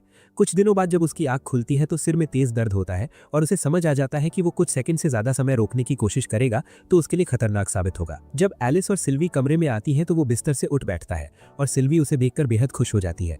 वो उससे पूछता है कि बेहोशी के बाद क्या हुआ था। वो बताती है कि सब लोग बहुत परेशान थे, लेकिन डॉक्टर ने कहा था कि वो ठीक हो जाएगा। एलिस भी मानती है कि ये सुनकर भी उसकी चिंता कम नहीं हुई थी। वो उससे कहता है कि चलो थोड़ी देर के लिए मार्केट चलते हैं। वो एलेनोर के लिए गिफ्ट्स खरीदने में उसकी मदद करती है और इसी बीच आर्थर को पैसों की टेंशन होने लगती है, क्योंकि उसे पूरा यकीन है कि उसके पिता की नौकरी जा चुकी होगी। लेकिन एलिस उसे शांत करते हुए बताती है कि उसके पास कुछ एक्स्ट्रा वर्क भी है, इसलिए पैसे की अभी कोई दिक्कत नहीं है। खरीदारी करने के बाद जब वे घर लौटते हैं तो आर्थर देखता है कि रेनॉल्ड्स गुस्से में किसी गेस्ट से बात कर रहा है। वो पूछता है कि क्या मामला है, लेकिन एडम और डर्डिन उसे चुप रहने का इशारा करते हैं। कुछ ही देर में उन्हें अंदर बुलाया जाता है और रेनॉल्ड्स तुरंत पूछता है कि अब वो कैसा महसूस कर रहा है। आर्थर कहता है कि वो बिल्कुल ठीक है। तभी वो मेहमान खड़ा होकर औपचारिक तरीके से राजा की तरफ से पहले हुई घटना के लिए माफी मांगने लगता है। राजा ने मामला दबाने के लिए कुछ पैसे भी भेजे होते हैं और आर्थर को ये महसूस होता है कि वो उसकी जान पर हुए हमले को सिर्फ एक इंसिडेंट कहकर हल्का बना देना चाहते हैं। आर्थर उन दोनों से रुकने को कहता है और कामली समझाता है कि राजा के सामने थोड़ा असभ्य होना उसकी भी गलती थी और ऑनेस्टली देखा जाए तो आखिर में उसे कोई सीरियस चोट भी नहीं आई। फिर चोट की बात निकलते ही आर्थर शाही जादूगर के बारे में पूछता है और दूत बताता है कि उसे भी नौकरी से निकाल दिया गया है और अभी वो अस्पताल में एडमिट है। दूत बताता है कि जैसे ही सेबेस्टियन को होश आया वो जोर जोर से चिल्लाने लगा कि आर्थर ने उसकी टांग तोड़ दी है। रेनॉल्ड्स बीच में टोकना चाहता है क्योंकि उस इंसिडेंट को किसी ने देखा नहीं था, लेकिन दूत उसे बोलने देता है और कहता है कि कम से कम उसकी बात पूरी सुन लें। वो आगे एक्सप्लेन करता है कि जांच के बाद ये कंक्लूजन निकाला गया है कि आर्थर पर हमला करने वाले सैनिकों की एनर्जी रिबाउंड होकर जादूगर के स्पेल में इंटरफियर कर गई होगी, जिसकी वजह से वो खुद घायल हो गया। दूत ये भी जोड़ता है कि भले ही आर्थर में इतना टैलेंट है कि वो किंग ब्लेन का ध्यान खींच सके, लेकिन उसे बेटर मैनर सीखने होंगे क्योंकि हर कोई उनके राजा जितना फॉरगिवनी नहीं होता। रेनॉल्ड्स को ये बात समझ में आ जाती है और वो माफी के साथ साथ कॉम्पनसेशन के पैसे भी एक्सेप्ट कर लेता है। वो पैसे आर्थर को देता है क्योंकि हमला उसी पर हुआ था और उसे कहता है कि वो इनका सही इस्तेमाल करे। इस पूरे इंसिडेंट से आर्थर को एक गहरी रियलाइजेशन होती है कि सिर्फ लड़ने की ताकत होना काफ़ी नहीं है, बल्कि खुद को और अपने परिवार को सेफ रखने के लिए उससे कहीं ज़्यादा चाहिए।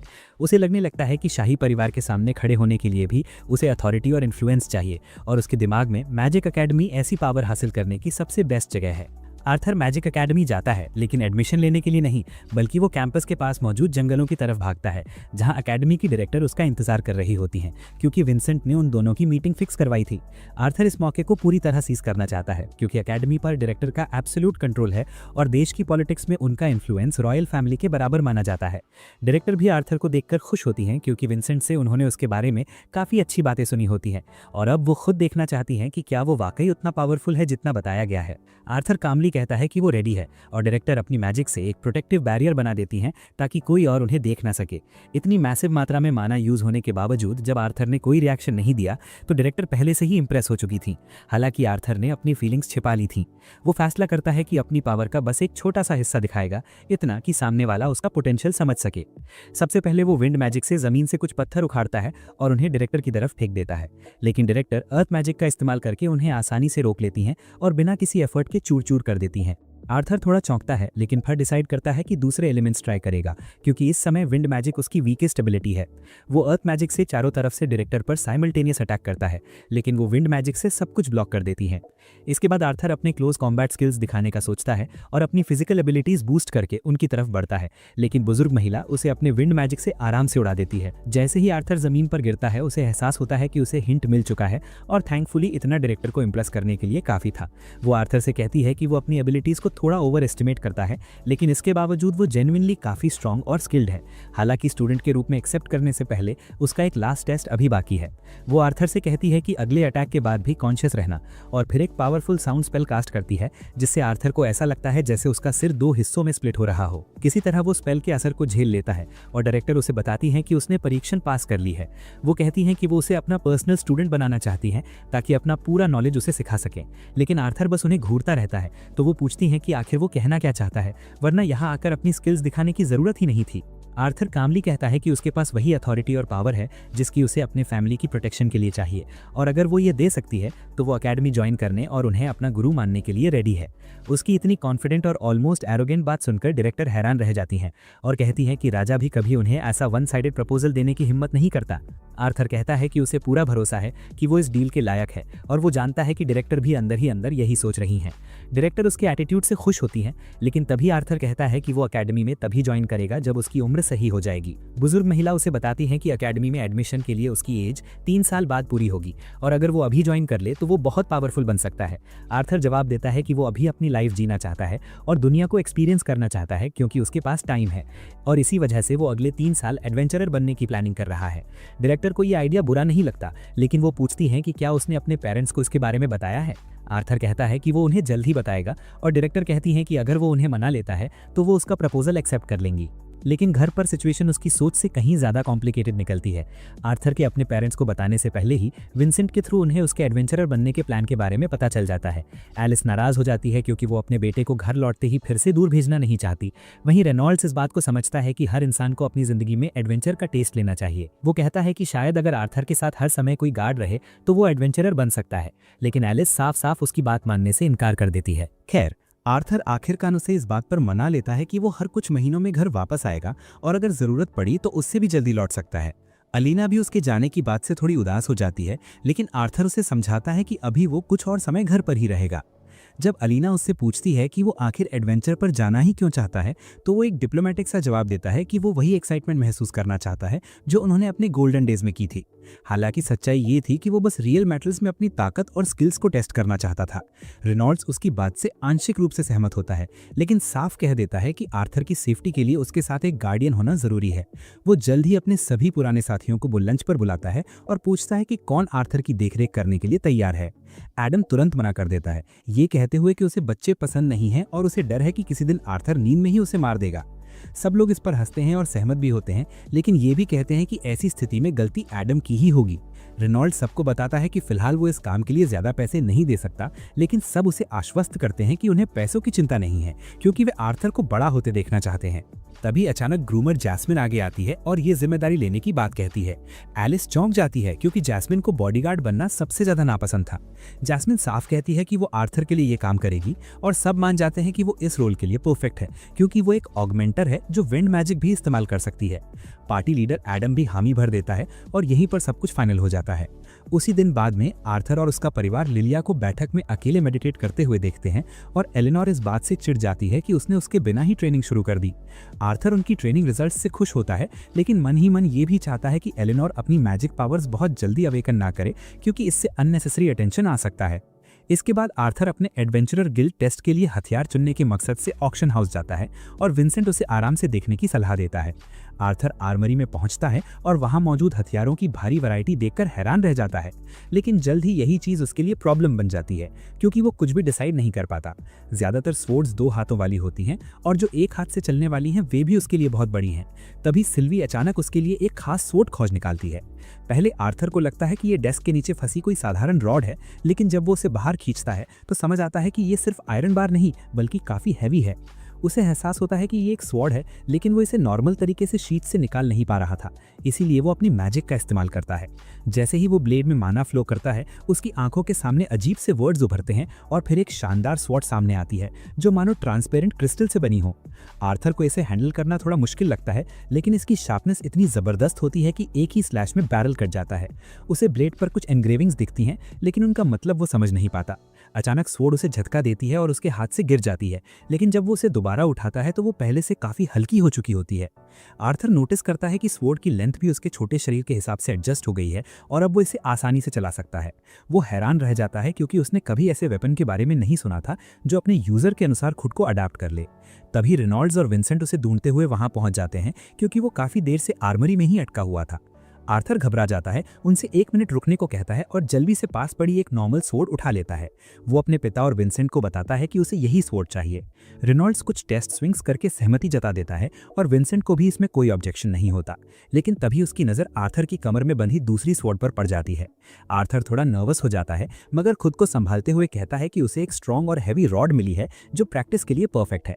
विंसेंट को वेयरहाउस में ऐसी किसी चीज की याद नहीं आती, लेकिन उसका असिस्टेंट बताता है कि एक एक्सेंट्रिक बूढ़ा आदमी कभी वहां एक हैवी रॉड फेंक गया था, ये कहते हुए कि इसका कोई सूटेबल यूजर नहीं है। वो कहता है कि उन्होंने इसे कई इवैल्यूएटर्स को दिखाया, लेकिन कोई भी इसका रहस्य नहीं समझ पाया, और पूछता है कि क्या उन्हें किसी एक्सपर्ट से सलाह लेनी चाहिए। आर्थर स्वॉर्ड छोड़ना नहीं चाहता, इसलिए वो तुरंत विंसेंट को मनाने के लिए क्यूट सा ड्रामा करता है। विंसेंट पूरी तरह पिघल जाता है और आर्थर से कहता है कि वो रॉड ले जाए, क्योंकि वैसे भी वे इसे बेचने वाले नहीं थे। आर्थर तो खुश हो जाता है, लेकिन रेनॉल्ड्स को हल्का सा शक होने लगता है कि विंसेंट शायद जरूरत से ज्यादा सॉफ्ट हो गया है। इसके बाद आर्थर अपने परिवार के साथ नॉर्मल लाइफ जीने लगता है, अपनी टू डू लिस्ट पूरी करता है और साथ साथ एडवेंचरर बनने की ट्रेनिंग भी जारी रखता है। जल्द ही वो 9 साल का हो जाता है और उसके लिए एक छोटी सी बर्थडे पार्टी रखी जाती है। सभी लोग उसे ऐसे स्पेशल गिफ्ट्स देते हैं जो भविष्य में एक एडवेंचरर के तौर पर उसकी मदद करें। रेनॉल्ड्स और एलिस उसे एक मैजिक स्टोन से जड़ा हुआ एक गॉन्टलेट देते हैं, जिसमें एलिस के हीलिंग स्पेल स्टोर होते हैं ताकि घायल होने पर वो खुद को हील कर सके। विंसेंट उसे एक रिंग देता है जो बेसिकली एक सेंसर की तरह काम करता है। अगर आर्थर डेंजर में होगा तो ये बज उठेगी और एलिस को तुरंत सिग्नल मिल जाएगा। एडम और उसके साथियों ने उसके लिए एक वॉइस मैसेज डिवाइस खरीदा होता है, जिसकी मदद से वो घर मैसेज भेज सकता है और उसका परिवार भी उसे रिप्लाई कर सकता है। आर्थर सबको इन गिफ्ट्स के लिए थैंक्स कहता है और थोड़ा कॉन्फिडेंट होते हुए बोलता है कि वो अब तक का सबसे बेहतरीन एडवेंचरर बनेगा। एलिस उसे गले लगाती है और सॉफ्टली कहती है कि उसे अमीर या सुपर सक्सेसफुल बनने की ज़रूरत नहीं है, क्योंकि वो बस यही चाहती है कि वो सेफ घर वापस आ जाए। उसी रात आर्थर अपनी जर्नी के लिए सामान पैक करता है और अंदर ही अंदर सोचता है कि अपने फैमिली और दोस्तों की प्रोटेक्शन के लिए उसे अपने पिछले जीवन से भी ज़्यादा स्ट्रांग बनना होगा। इसके बाद वो नीचे जाता है और देखता है कि उसका पूरा परिवार उसका वेट कर रहा है। सब उसे एक इमोशनल फेयरवेल देते हैं, ढेर सारी विशेस देते हैं और यहीं से आर्थर जैस्मिन के साथ अपनी यात्रा शुरू करने के लिए रेडी हो जाता है। जैस्मिन सबसे पहले उसे एडवेंचरर्स गिल्ड ले जाती है रजिस्ट्रेशन के लिए और आर्थर एक मास्क पहन लेता है ताकि वो थोड़ा डिफरेंट दिखे और साथ ही अपनी आइडेंटिटी भी हाइड रख सके, जिससे रॉयल फैमिली उसके लाइफ में इंटरफेयर ना करे। रिसेप्शनिस्ट उन्हें गिल्ड मास्टर कैस्पियन के ऑफिस तक ले जाती है, जो जैस्मिन का वार्मली स्वागत करता है क्योंकि वो कोई ऑर्डिनरी एडवेंचरर नहीं है। कैस्पियन समझ जाता है कि जैस्मिन चाहती है कि आर्थर सीधे रैंक इवैल्यूएशन टेस्ट दे और वो बताता है कि नॉर्मली लोगों को पहले कुछ बेसिक टेस्ट्स देने पड़ते हैं। फिर वो जैस्मिन के पास झुककर कान में विस्पर करता है कि चूंकि वो एक नोबल फैमिली से है और उसके पिता से उसके अच्छे रिलेशंस है, इसलिए वो उसे स्पेशल परमिशन दे देगा और उसके साथी को सीधे परीक्षा देने देगा। इसके बाद कैस्पियन आर्थर की तरफ मुड़ता है और कामली बताता है कि गिल्ड रजिस्ट्रेशन के लिए असली नाम बताना जरूरी नहीं है। वो पूछता है कि उसे किस नाम से एड्रेस किया जाए और आर्थर अपना फेक नाम नोट कराने का फैसला करता है। जैसे ही वो कैस्पियन से हैंडशेक करता है, उसे एहसास होता है कि दिखने में साधारण लगने वाला ये आदमी असल में काफी पावरफुल है। फिर कैस्पियन उन्हें बैटलफील्ड में ले जाता है, जो टेस्ट अरीना के तौर पर भी यूज होता है। वहां पहले से एक यंग मेज लड़की टेस्ट दे रही होती है और उसकी एक्सप्लोजिव पावर तो जबरदस्त होती है, लेकिन डिफेंसिव स्किल्स की कमी के कारण उसे सी रैंक मिलता है। जैस्मिन आर्थर से कैजुअली कहती है कि उस लड़की में पोटेंशियल जरूर है, क्योंकि इतनी कम उम्र में सी रैंक मिलना आसान नहीं होता। और फिर अगला कैंडिडेट आगे आता है। वो स्मार्ट स्टूडेंट एग्जामिनर से लड़े बिना ही सीधे बी रैंक पा लेता है, जिससे सब शॉक्ड रह जाते हैं। आर्थर हैरानी से जैस्मिन से पूछता है कि ये कैसे हुआ, लेकिन उसके पास भी कोई क्लियर आंसर नहीं होता। तभी ल्यूकस नाम का एक एरोगेंट लड़का आगे आता है और एग्जामिनर से कहता है कि उसके लिए टेस्ट स्किप कर दिया जाए और उसे भी ए रैंक दे दी जाए। एग्जामिनर बताती है कि वो वाकई इंप्रेसिव है, क्योंकि सिर्फ 11 साल की उम्र में उसका मैना कोर लाइट ऑरेंज लेवल तक पहुंच चुका है। सब इस बात से हैरान हो जाते हैं और तभी आर्थर को रियलाइज होता है कि ल्यूकस असल में एक एल्फ है। जैसे ही टेस्ट शुरू होता है, ल्यूकस तुरंत एक फायर डीमन समन करता है और उसे एग्जामिनर की तरफ भेज देता है, लेकिन एग्जामिनर उसे तुरंत एक रॉकी पिरामिड के अंदर ट्रैप कर देती है। ल्यूकस फुर्ती से पिरामिड के ऊपर चढ़ जाता है और अपनी स्टाफ से हमला करता है, जिससे एक पावरफुल स्पेल एक्टिवेट हो जाता है और प्रेपरेशन फेज के दौरान भी अरीना में फायरबॉल्स गिरने लगते हैं। लेकिन वो स्काई में उठते उस मैसिव फायरबॉल को कंट्रोल नहीं कर पाता और वो अचानक एक्सप्लोड हो जाता है, जिससे पूरा अरीना डेंजर में आ जाता है। एग्जामिनर तुरंत एक्शन लेती है, डस्ट क्लाउड खड़ा करके ल्यूकस को भी बचाती है और उसके अटैक को भी न्यूट्रलाइज कर देती है। जब धूल और स्मोक साफ होता है तो एग्जामिनर ल्यूकस से कहती है कि उसने अच्छा परफॉर्म किया, लेकिन उसके अंदर अभी भी ओवर कॉन्फिडेंस भरा हुआ है और तभी वो बिना वार्निंग उस पर अटैक कर देती है। लकीली आर्थर अपनी स्वॉर्ड फेंक कर उस अटैक को रोक देता है, जिससे ल्यूकस फ्यूरियस हो जाता है। वो चिल्लाकर कहता है कि टेस्ट दोबारा होना चाहिए क्योंकि थर्ड पार्टी ने इंटरफेयर किया था, लेकिन जज उसे बता देता है कि एग्जाम ऑलरेडी खत्म हो चुकी थी। हेड एग्जामिनर फिर ल्यूकस से कहती है कि उसमें पावर और पोटेंशियल तो बहुत है, लेकिन बेसिक सेंस की कमी की वजह से वो उसे सिर्फ डी रैंक ही देगी। ये सुनते ही वो ड्वार्फ ब्लड वाला लड़का स्टंट रह जाता है और कहता है कि वो अपने फादर से कंप्लेन करेगा। तभी एग्जामिनर अर्थ मैजिक से उसे उठाकर बाहर ले जाती है। इसके बाद आर्थर की टर्न आती है और जैसे ही वो अरीना में कदम रखता है, उसकी बॉडी से एक टेरिफाइंग ऑरा निकलने लगती है। रेफरी इंस्टेंटली अलर्ट हो जाता है क्योंकि उसने ऐसा एक्सपेक्ट नहीं किया था, लेकिन तभी कैस्केन उसे पीछे हटने को कहता है क्योंकि आर्थर की पर्सनल इवैल्यूएशन वही करेगा। रेफरी आर्ग्यू करता है कि डबल ए रैंक एडवेंचरर रुकीज की परीक्षा नहीं ले सकता, लेकिन कैस्पियन कामली जवाब देता है कि जैस्मिन के साथ उसका स्पेशल कनेक्शन है, इसलिए वो बस एक फेवर कर रहा है। कैस्पियन के स्वॉर्ड निकालते ही आर्थर सीरियस होकर अपनी जगह स्टेडी हो जाता है।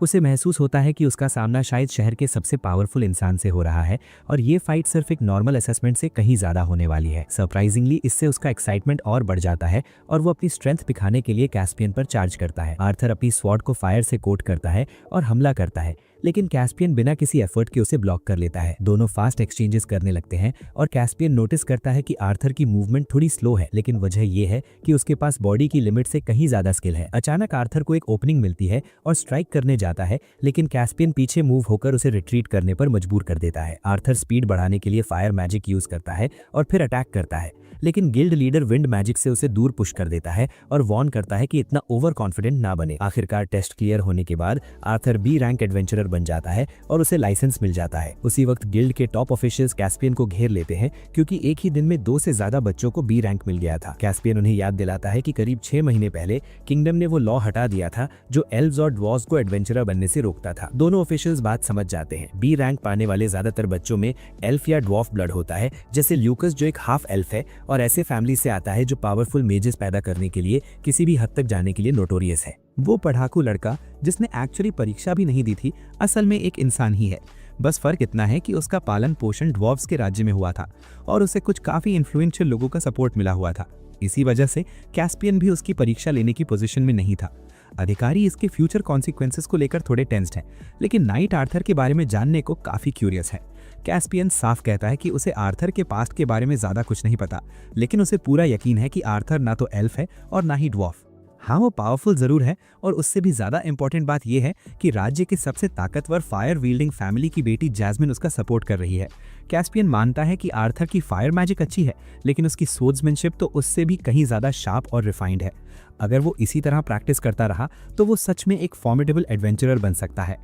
इसी दौरान आर्थर को भी रियलाइज होता है कि वो मैजिक पर कुछ ज्यादा ही फोकस कर रहा है और अगर उसे सच में स्ट्रांग बनना है तो स्वॉर्ड ट्रेनिंग पर और मेहनत करनी पड़ेगी। गिल्ड से बाहर निकलते ही उसकी अचानक मुलाकात एलाइजा से हो जाती है। एलाइजा उसे एडवाइस देता है और कहता है कि लूकस को रोकना उसकी स्टुपिडिटी थी। फिर अगले ही पल बोलता है कि अगर आर्थर ने ऐसा ना किया होता तो वो खुद लूकस को रोक देता। तभी लूकस खुद उनसे पूछ बैठता है कि आखिर वो किस बारे में बात कर रहे हैं। आर्थर और एलाइजा दोनों ही उसे इग्नोर कर देते हैं। ये बात लूकस को और ज्यादा इरिटेट कर देती है क्योंकि उसके हिसाब से वो कम से कम उतना ही स्ट्रांग है जितने ये दोनों हैं। आर्थर शांति से उसे समझाता है कि उसके जैसे डी रैंक वाले को बी रैंक एडवेंचरर्स से डिस्टेंस रखनी चाहिए। गुस्से में लूकस उसका कॉलर पकड़ लेता है, लेकिन आसपास लोगों की नजरें होने की वजह से बात वहीं खत्म कर देता है। इसके बाद जैस्मिन आर्थर को उस जगह ले जाती है जहां से ज्यादातर न्यूबी एडवेंचरर्स अपनी जर्नी स्टार्ट करते हैं।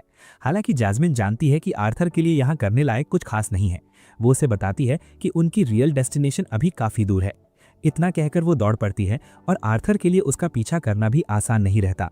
आर्थर हैरान रह जाता है कि जैस्मिन इतनी फास्ट कैसे दौड़ सकती है और आज दूसरी बार कोई उसे जेन्युइनली सरप्राइज कर देता है। कुछ देर पहले आर्थर ने कैस्पियन को थोड़ा अंडर एस्टिमेट कर लिया था और अब उसे महसूस होता है कि शायद वो अपनी एज खो रहा है। तभी अचानक जंगल की तरफ से लाउड एक्सप्लोजन्स की आवाज आती है।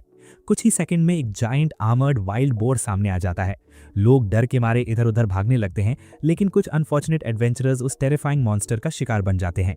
जैस्मिन तुरंत आर्थर से कहती है कि उन्हें रिट्रीट करना चाहिए क्योंकि ये वाइल्ड बोर एक हाई लेवल मॉन्स्टर है जो नॉर्मली इस इलाके में नहीं पाया जाता। थोड़ी ही दूरी पर उन्हें एक घायल मर्चेंट ग्रुप मिलता है जिनके पास एक टूटा हुआ केज पड़ा होता है। जैस्मिन समझ जाती है कि वे लोग इस बोर को कहीं ट्रांसपोर्ट कर रहे थे, लेकिन वो पिंजरे से एस्केप हो गया होगा। अचानक वो वाइल्ड बोर उन तक पहुंच जाता है और उन पर चार्ज कर देता है। आर्थर और जैस्मिन किसी तरह उसके इनिशियल अटैक से बच जाते हैं, लेकिन अगले ही पल वो अपनी लंबी जीभ उनकी तरफ फेंकता है। दोनों उससे भी बच निकलते हैं। जैस्मिन काउंटर अटैक करती है, लेकिन पूरी कोशिश के बावजूद वो उसे बस माइनर डैमेज ही पहुंचा पाती है।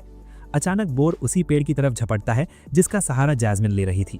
बिना बैलेंस बनाने का मौका मिले जैस्मिन को जंप करके पीछे हटना पड़ता है। आर्थर तुरंत विंड मैजिक का इस्तेमाल करता है और पलक झपकते ही उसके पास पहुंचकर उसे डेंजर जोन से बाहर निकाल लेता है। इसी बीच बोर का ध्यान घायल एडवेंचरर्स की तरफ चला जाता है और जैस्मिन उन्हें बचाने के लिए आगे बढ़ती है। आर्थर भी उसकी मदद करना चाहता है, लेकिन तभी उसकी इंस्टिंक्ट उसे रोक लेती है कि अभी जल्दबाजी करना सही नहीं होगा। वो खुद को काम करता है और सही मोमेंट का इंतजार करता है। जैसे ही बोर पूरी तरह जैस्मिन पर फोकस करता है, आर्थर विंड मैजिक के सहारे लाइटनिंग स्पीड से आगे बढ़ता है। वो अपनी स्पेशल स्वॉर्ड पर फायर मैजिक कोट करता है और एक डिसाइसिव स्ट्राइक के साथ बोर पर वार करता है, जिससे वो वहीं रुक जाता है।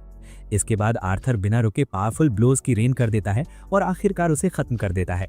बाद में जब एडवेंचरर्स मरे हुए बोर को ले जा रहे होते हैं, जैस्मिन आर्थर को समझाती है कि ऐसी सिचुएशंस में कम से कम थोड़ा पैनिक तो दिखाना चाहिए। आर्थर कंफ्यूज रह जाता है कि इस बार उसने गलती आखिर की कहाँ। रात को दोनों कैंप फायर जलाते हैं। उसी शांत माहौल में जैस्मिन अपनी कहानी बताती है कि वो घर से भागकर एडवेंचरर क्यों बनी। वो बताती है कि उसके परिवार ने जनरेशन से ग्रेट फायर मेजर्स पैदा किए हैं और उन्हें इस लेगेसी पर बहुत प्राइड है। जैस्मिन ने अपने सिबलिंग से पहले माना अवेकन कर लिया था, इसलिए पेरेंट्स को उससे बहुत एक्सपेक्टेशंस थी। लेकिन जब ये पता चला कि वो फायर एलिमेंट यूज नहीं कर सकती, तो उन्होंने उसे यूजलेस और डिसग्रेस कहा और यहीं उसका दिल टूट गया। आर्थर ये सुनकर जेन्युइनली एंग्री हो जाता है। वो कहता है कि कोई भी एलिमेंट दूसरे से बेहतर नहीं होता, सब कुछ इस बात पर डिपेंड करता है कि उसे कैसे यूज किया जाए। जैस्मिन उसे इतना गुस्से में देखकर हंस पड़ती है और कहती है कि उसने कभी नहीं सोचा था कि आर्थर इस बात पर इतना रिएक्ट करेगा। आर्थर थोड़ा एम्बैरेस्ड हो जाता है, लेकिन सच ये था कि उसके पिछले जीवन में भी लोग उसे यूजलेस कहते थे और उसी सोच को गलत साबित करने के लिए उसने खुद को बदलने के लिए बहुत मेहनत की थी।